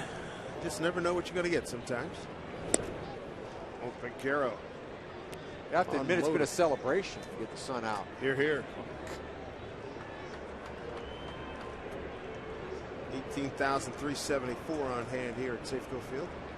To center field and deep. Hunter turns his back. Going back, looking up. Oh, he made the catch. Oh, man. Torrey Hunter again. Wow. Boy, Figueroa charged it up beautifully. Hunter didn't get a great jump, but once he found that he had it and makes a leaping catch. Takes extra bases away from Carlos Figueroa. Keeps this a 1-1 ball game.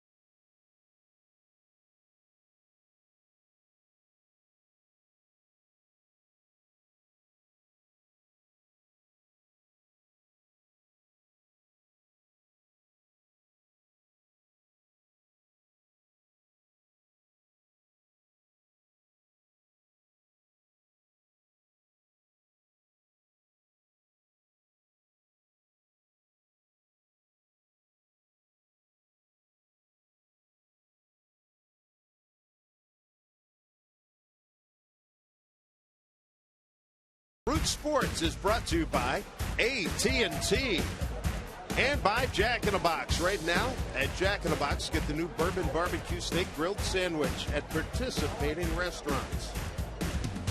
Couldn't ask for a better day here in Seattle. 18,374 on hand. Heck of a pitching duel between Doug Fister and Dan Herron. Here's Bobby Abreu to lead it off. Abreu is Torres and Hunter. 2-3-4 for the Angels.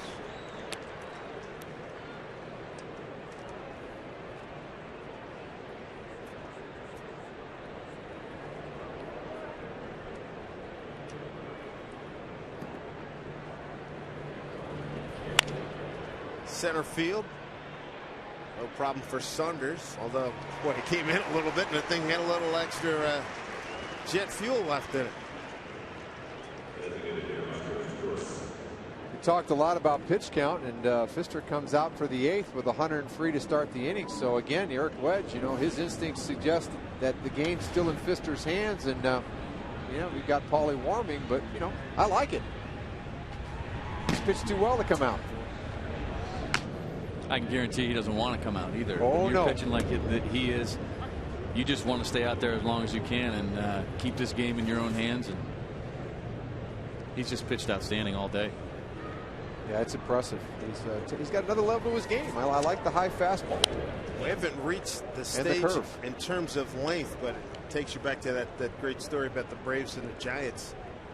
Warren Spahn, a young Juan Marichal, got into the 13th, 14th inning. And I think it was Herman Franks was the skipper and asked Marichal, you want to come out? He says, are you kidding? That guy's over there 41 years old. I'm not coming out of this game.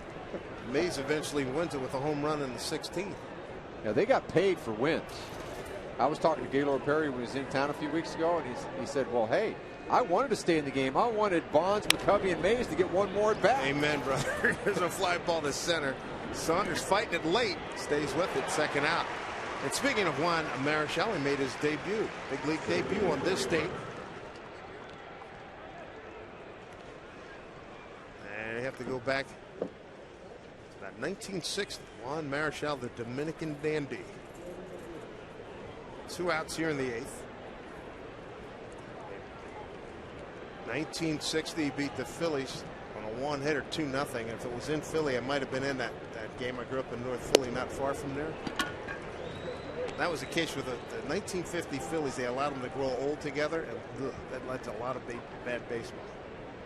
There's Torrey Hunter, 2 outstanding catches in the 7th, and Fister retires him on a low line drive. Fister, a good fielder. Torrey Hunter just took a couple of base hits away in the 7th, and now turnabout is fair play. What a pitching matchup. Herron and Fister here at Safeco Field.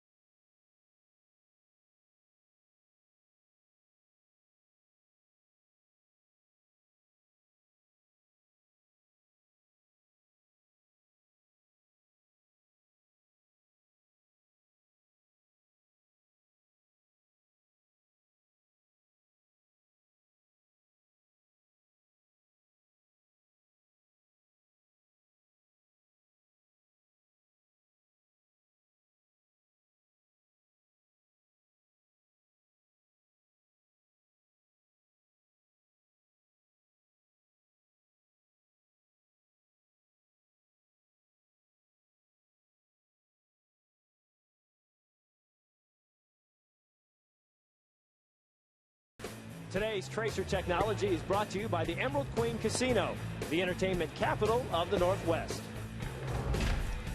Back here at Safeco Field, bottom of the 8th inning. Great day to be out with the family. Here's a fly ball off the bat of Chris Gimenez. That'll go foul. One thing about Dan Herron, he has been a horse, Bill Krueger. Yeah, how about this? It's becoming a full-time starter in 2005. 212 starts in a row. That's a good number. There's that pitch number 100 right here. And here's a guy, too, Herron, that's been getting deep into ball games this year. Look at his ledger. 7 2/3 his last time out. 6 2/3, 7, 7, 6, 6 1/3, 9. A 7 and a 7 2/3. I mean, this guy can really work it.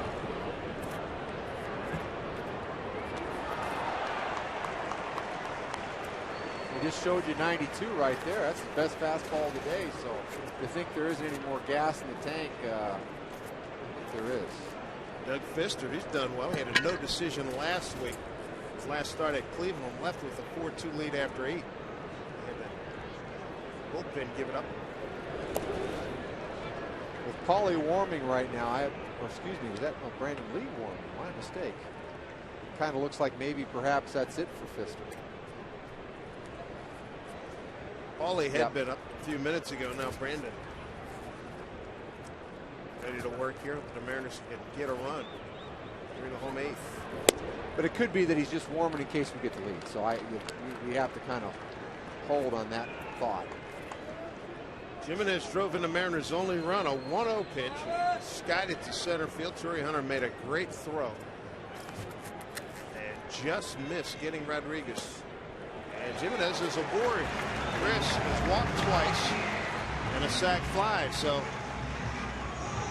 he's got an RBI and no official at bats. They're going to run Jack Wilson now for Gimenez. You got a guy that's hardly hit, and granted, this guy Herron's got great stuff.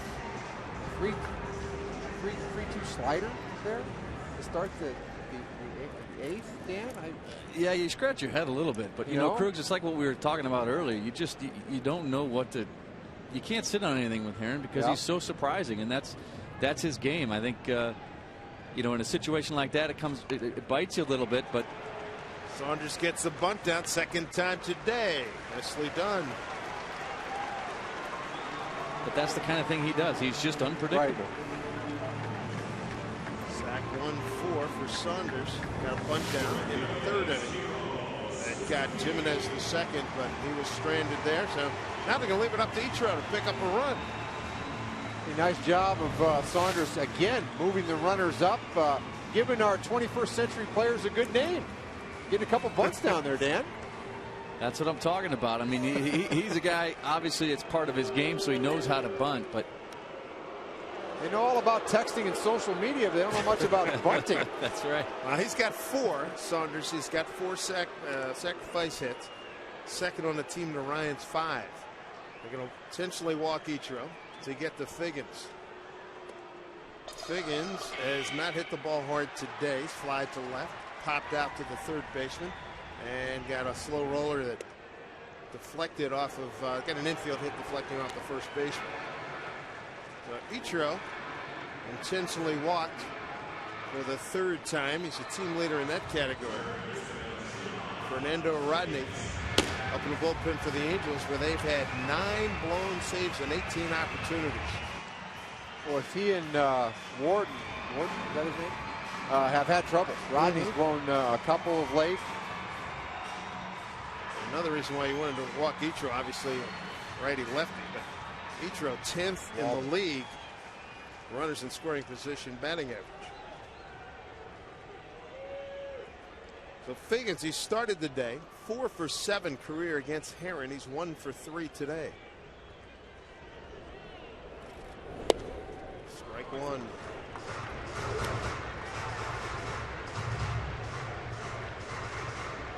Intentional walk, the 3rd walk today by Herron against 5 strikeouts. Mariners a run on 3 hits, a run on 6 hits for the Angels.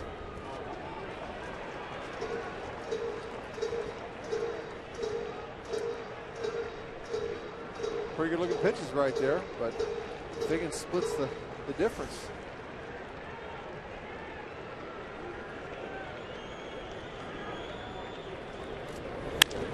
Slicing drive, left center field, and it's caught there by Howie Kendrick for the second out. Pac-10 baseball takes the field this Saturday. Oregon State Beavers, #2 in the nation. They take on the Trojans of USC. First pitch at 2 p.m. right here on Root Sports.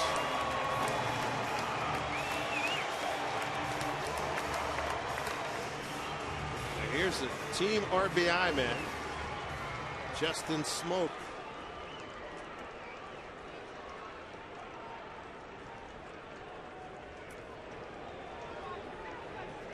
Two outs here in the 8th. Goes the other way. Oh, what a play by Kai Espo. Rob Smoke and the Mariners, and they're turned away here in the 8th inning. Yeah, Jack Wilson flying on the base paths. He might have scored on that one. 8 full. It's a 1-1 game.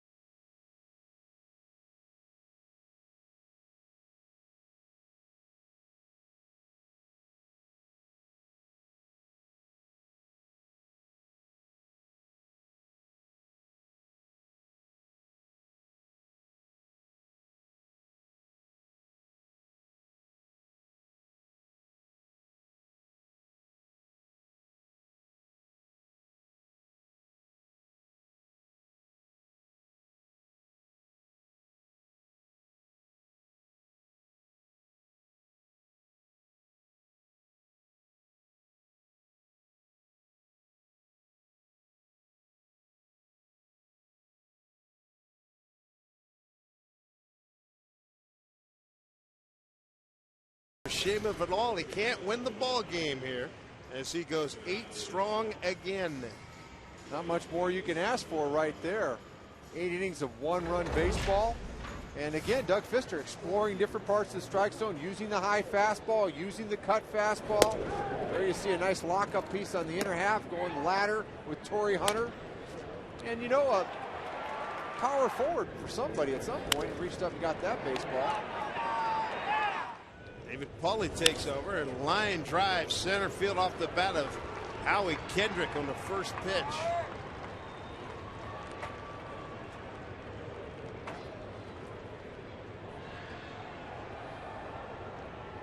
David Pauly's been strung out of the bullpen, fellas. Oh, he's been pretty much off the charts. I mean, he did a good job as a starter, I think. Last year when they put him in there, he was 5 or 6 innings pretty solid, but he's gone from long relief to a guy that's pitched the 7th and 8th and close ball games. Good sinker, good changeup, big curveball, good control. He's did a great job. Also, guys had a couple of stints where he's going 3 and 4 innings for shutout baseball. Yeah, that's what I like about him. He's versatile. You know, he can give you that 4 or 5 innings. He can give you a couple innings. He can give you 1 inning here and there. He's a guy that you can use a lot out of that bullpen, and they have, and he's done very, very well. Kai Espo 0 for 3. Runner goes. Throw by Olivo. Looks like it's in time. Got him! What a throw by Miguel Olivo. Taking out Howie Kendrick at second base. Well, Mike Scioscia knows that Olivo just came into the ball game, and so he's going to test him early. Sometimes guys aren't quite loose when they get in there, but Miguel was up to the task. Just fired it down there and got Kendrick by quite a bit. Megill loves to throw, and he's got a great arm. He got a perfect ball to throw on, right? Ball up and away. That worked out well, but great throw. Howie Kendrick caught for the second time this season. He's 4 out of 6 in base stealing. 1-1. Good changeup. All at 2 strikes.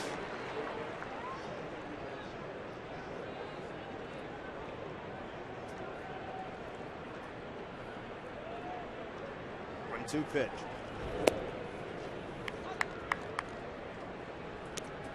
Callaspo. Mariners have kept him in the infield in that 0 for 3.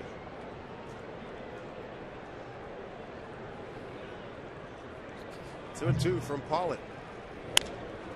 Popped it up. Saunders, fighting the sun. This is trouble. He's hanging in, and he makes the catch.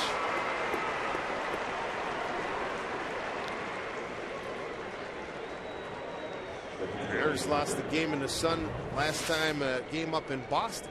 Ichiro lost one. Center field, it seems like you get a little bit better angle on that ball that Ichiro had. The ball was looking dead in the sun, and he had no chance. He did well to have it hit off him. Well, Michael did everything you're supposed to do. He took a peek at it from the right side. He didn't like what he saw. He came around to the other side and then was able to make the catch. And you know, you got the sun out there. You got a little bit of wind, it looks like, out there too. And center field looks to be a tough position today. Down to third base. Dale Scott said Conger did not commit. 2-0.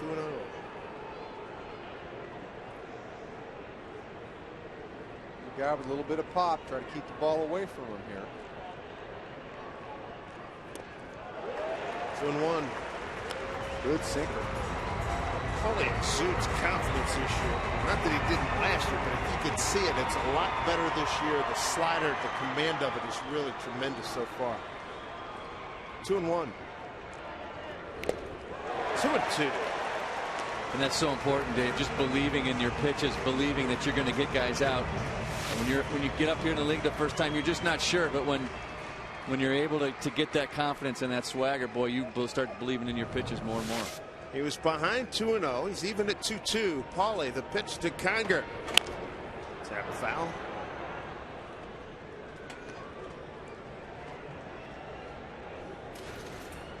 A lot of guys come up in the game. They usually throw pretty hard. I would suspect that Paulie was one of them, and I think it's been a real, journey for him to get to the point where you understand that sinker, control, changeup, not trying to overthrow the baseball. 2-2. He blows him away. So you got Miguel Olivo off the bench, out of the bullpen actually, throws out a would-be base stealer, and then Paulie gets a big strikeout to end the night. Mariners with the chance to win it in the home ninth coming up.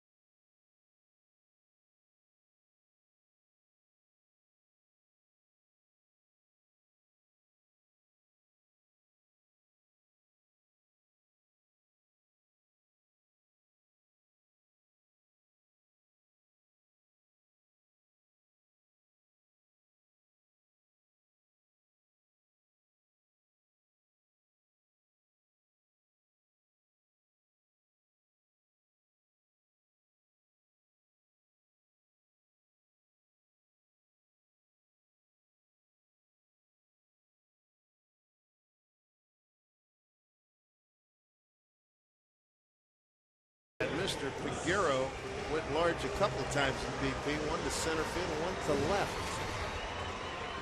The veteran Scott Downs takes over. The two starters, Heron and Pfister, were fabulous today. It's a nice pickup for the Angels. Scott Downs, he's been unscored upon in 10 games, pitched really well. He came over from Toronto. There you see Reggie Willis now in left field. Get the second baseman off the field, get an outfielder out there. Probably a pretty good move by Soch. Jack Cuss, bouncing ball, strike one. So Jack Cuss, Adam Kennedy, Luis Rodriguez here in the bottom of the 9th inning. Jack Cuss 3 for 8 against Scott Downs.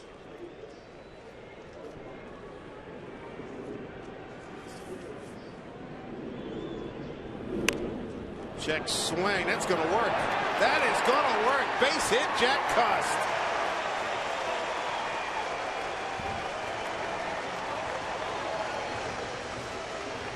Well, they get the winning run aboard.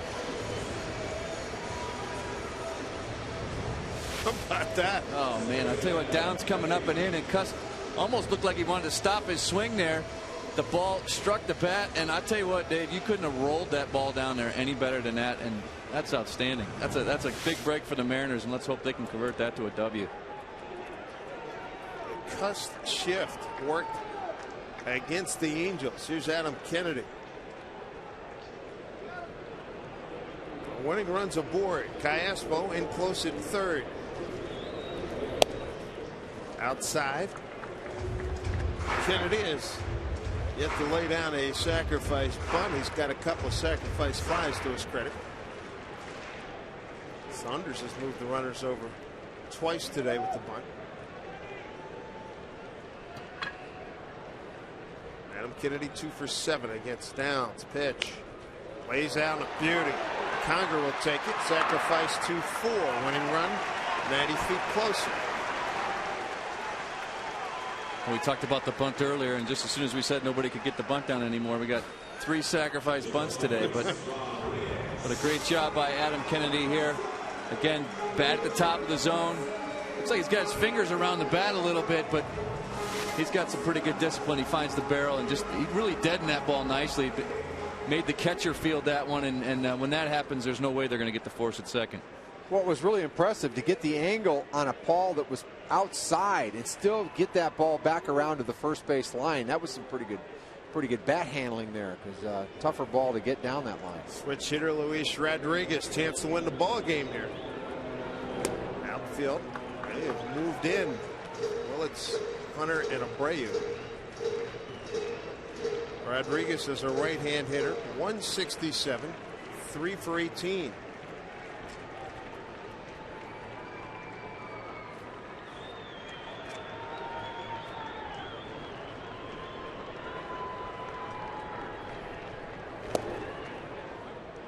Hold up. Torrey Hunter has a great arm in center field. Bobby Abreu has, even at 37, still has a good arm, and Reggie Willits about average. But Reggie Willits is fast as heck, and he can get to a lot of balls.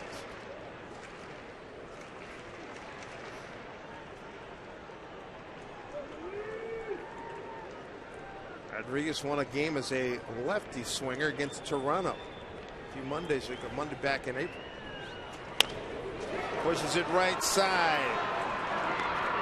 Trumbo to the pitcher down. So the winning run at third base now with 2 outs.